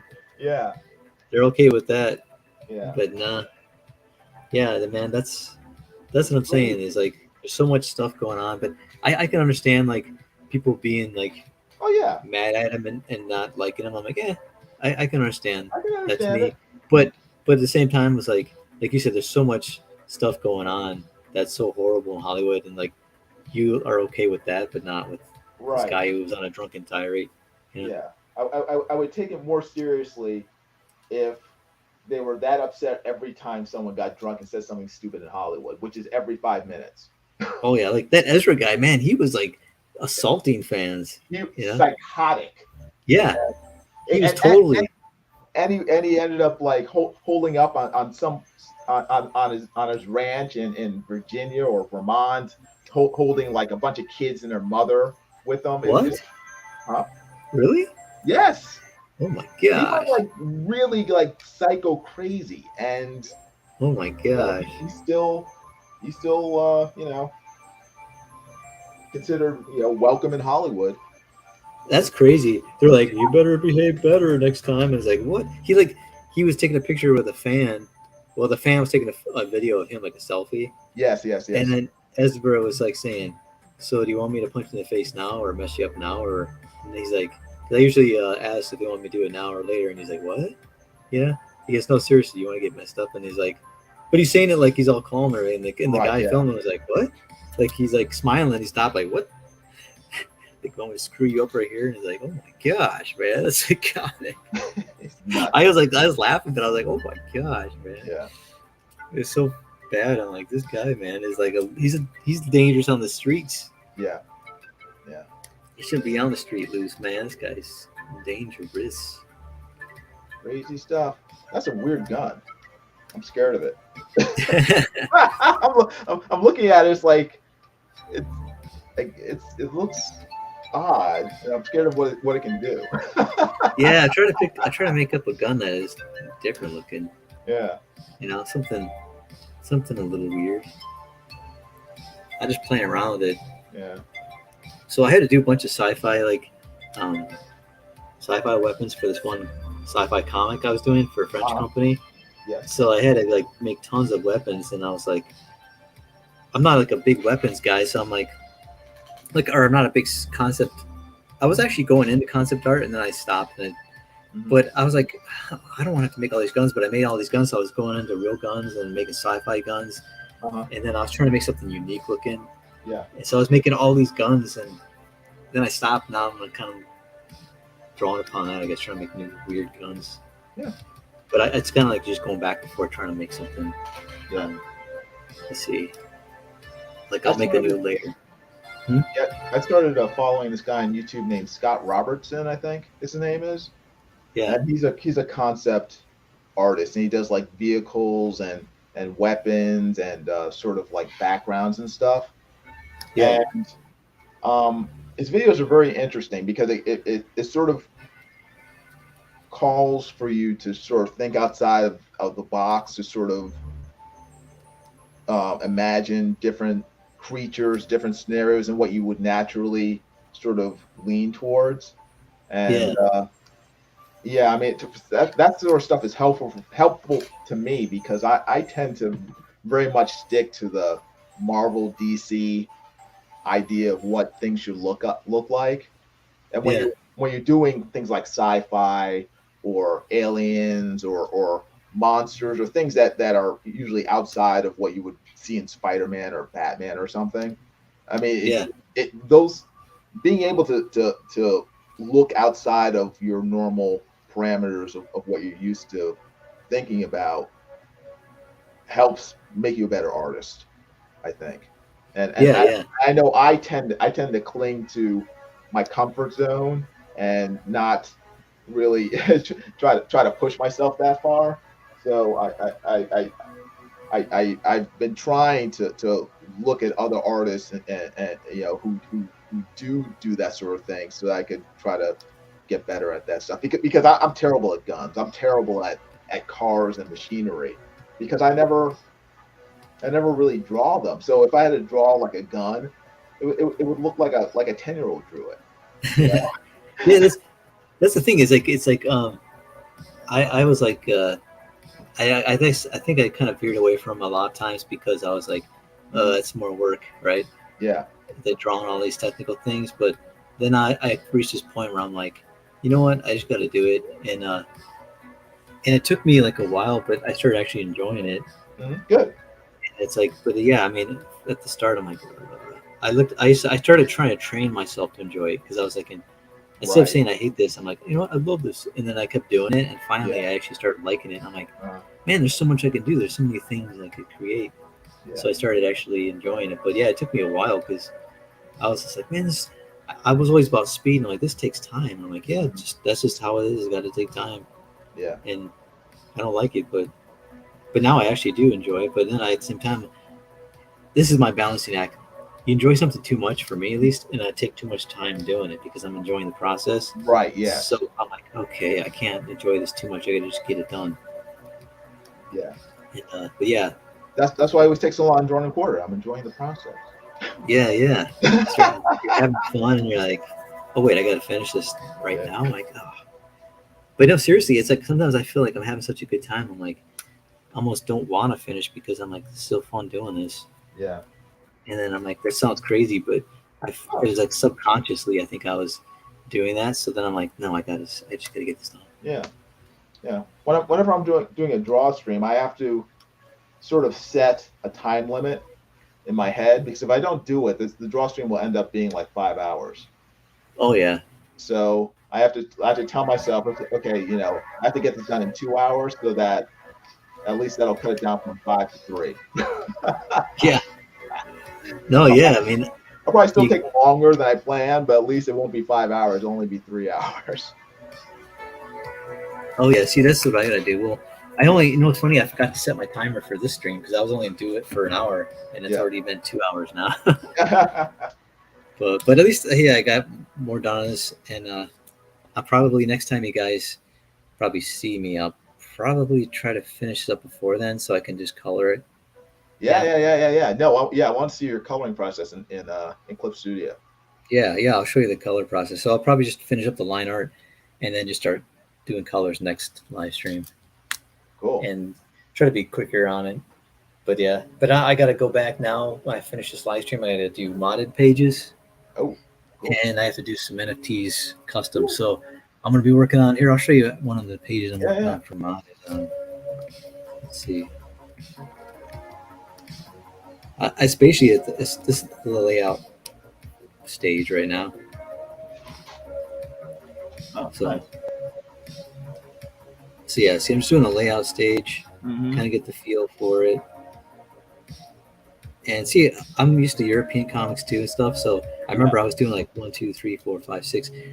Like I'm trying to like do a minimum of like 5 or the maximum of 5 panels a page. And then sometimes I might go 6, maybe 7.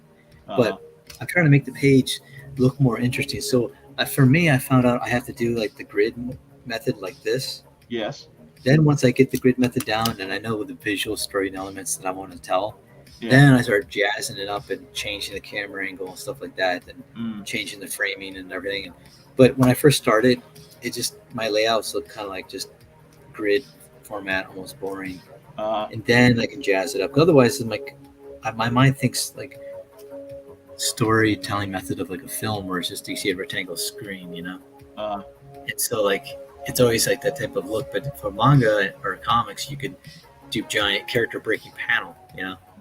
Yeah. So I have to first get everything down first, then I start jazzing it up and break panels and do all that floating panels and little panels, and I find out what's most important on that page to show, and then concentrate on that. And maybe like for him right there he's sitting on the table. Right. I might make him bigger, like in the layout, but I want to get everything kind of situated first. Why didn't make him bigger where he's just like, you know, kind of a big thing on the page? Because right now, like it looks big, but then compared to the page, I can make him so maybe he's taking up half the page or something like that, you know? Yeah. And there's a kid coming in the background and raise this kid up further away. So the page looks more interesting than just grid. Right. You know? So, but yeah, it just takes some finesse. Interesting. But, you know, I'm actually going to make it bigger. I kind of like that, so I'm going to go for it. and then I'll just move it around later. And then what I'll do is I'll go like this, and with this kid, make him small. Let's see what my approach should keep him.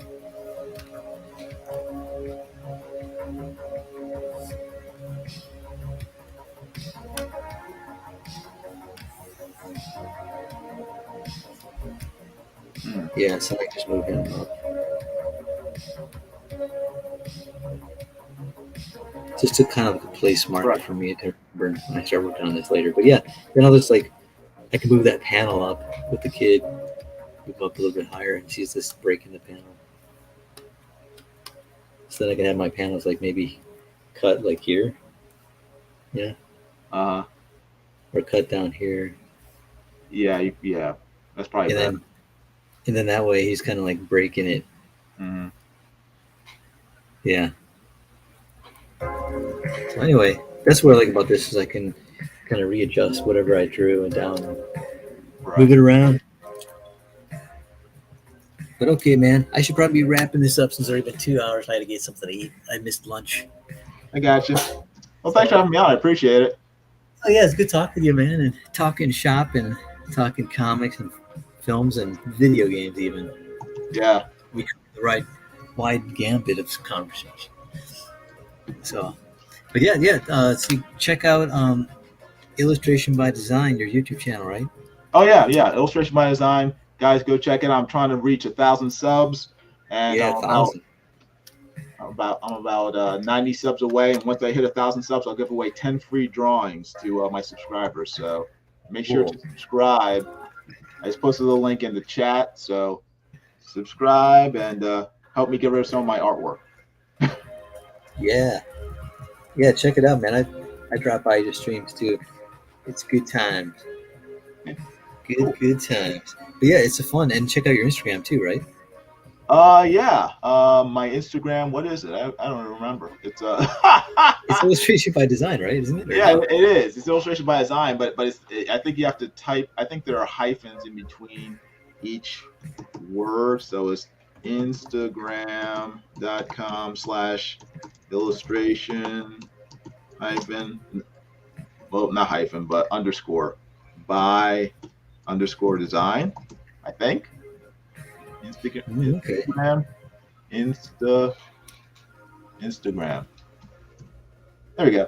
Oops. HTTP. Hopefully that works. I don't know. Click on it. If my artwork shows up, you're on the right place.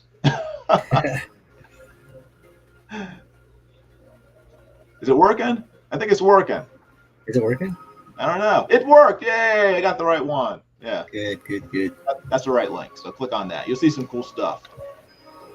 Okay, cool. Yeah. And then you check out, and I think I have it also in the description just in case anybody watches this video later after it's uploaded. So look in the description for Illustration by Design. Hey, Juan Soto. He said no electricity but alive. Yeah, the hurricane just passed Puerto Rico and knocked the heck out of it. Oh, no way. Yeah. Now it's headed for my neck of the woods. It's headed for Florida, so we're next. Yeah. Oh, man. Well, it's good to know you're still alive, Juan. Yeah, man. Save that cell phone battery, though, man, just in case. Yeah, definitely. That's awesome, though, man. Thanks for stopping by and checking in, though. Good to hear, man. You're doing well despite whatever's going on. Hopefully it's not too bad, and besides electricity. Hope your place is intact and you're not in Oz, you know? The worst part is, like, trying to figure out how long it's going to take for the electricity to come back after a storm. Yeah. A few times here, it's taken me about a month to get our power back. So. Oh my gosh, a month? A month. What? This was back in, I think, 2015, and power went out, and every place got electricity back except for like my block, and it was, I think it went out in early October, and we didn't get it back till like October 28th. It was terrible. Oh my gosh. Yeah. That's ridiculous. That long? Yeah, it's crazy. So. Yeah, it shouldn't take that long. Man, I'd be writing some very stern notes to the governor. Some very stern letter. You had to send them snail mail because we didn't have electricity for email. Oh, that's right. Gosh. See, that was their ploy all along. Yeah. To might get those the angry letters from citizens. Man, wow, it's a month. That's crazy. Yeah. So, but okay, so yeah, man. So, check out his illustration by design. Yep. Check out Matt's Twitter and Matt's Instagram. The links are check it out. Links are in chat. So. Yeah, I have a new Instagram now. It's new, so we don't have a lot of followers, but you can be one of them if you just check it out and add me or follow me. Yep. And but yeah, follow Jason, and I'll be right with the world. Oh, and check us out on. Sometimes we're on Wednesday nights, 7:00 Pacific time, over on Mike Miller's Blacklist Universe channel. So Jiminy was there last time, I think, right? With Shad. He's pitching his. Yes. Yeah, he's pitching his novel, which is also a comic book Indiegogo campaign with Mike Miller. It's called Shadow of the Conqueror, and I should put that link in there too. Maybe later I'll throw that in there. But yeah, check that out. I think they were up past $200,000 now. Yes, they did. They passed 200,000 this past weekend. So. Yeah, so Mike's pretty jazzed about that. It's only been up for what, 2 weeks now, or a week? Yes. Yep. About a week and a half. Yeah. Yeah. So Mike did all the art. Looks great, and yeah, he's jazzed up. So check that out too, and check the Blacklist Universe. And like I said, sometimes we'll pop in there and be there drawing and chatting as well. So Mike's an awesome artist and a good friend. So, but yeah, subscribe to Blacklist and you keep up to date on the live streams over there as well. So, all right, everybody, good seeing everybody. Glad Juan Soto's doing good. He said, thanks, guys. Grant Crosby, thanks for stopping by. And Christina Lynn, Matt C, Jeff Potts even stopped by for a little bit, and Gary Shipman stirring the pot when he first came in. That's what Gary does best. Yeah. And check out Gary. I think might have Gary's links in there. I'm gonna have to add him in if I don't. But yeah, check out Gary's channel, Gary Shipman Art, and man, he does some great stuff too. He's doing is it Titan Mouse comics? Yeah, Titan Mouse of Might. Yeah, and he does fantastic art too, man. Great. I love his pages, man. He's been doing. It's kind of almost like a Dark Knight Returns type of thing with a mouse. Yeah, like so if you're into that, it's like a cross between Batman and the Spirit. Yeah, Batman's Spirit and I was say Mighty Mouse, but that's the Superman version of Superman. I mean, the mouse version of Superman, right? Right. Yeah. But yeah, check that out. Gary Shipman stuff is awesome too. So, but yeah, thanks everybody for stopping by, and we will see you again. Maybe I'll do a live stream randomly throughout the week, but check out Blacklist Universe if not. And yeah, y'all take care. God bless. See you later. Bye, everybody.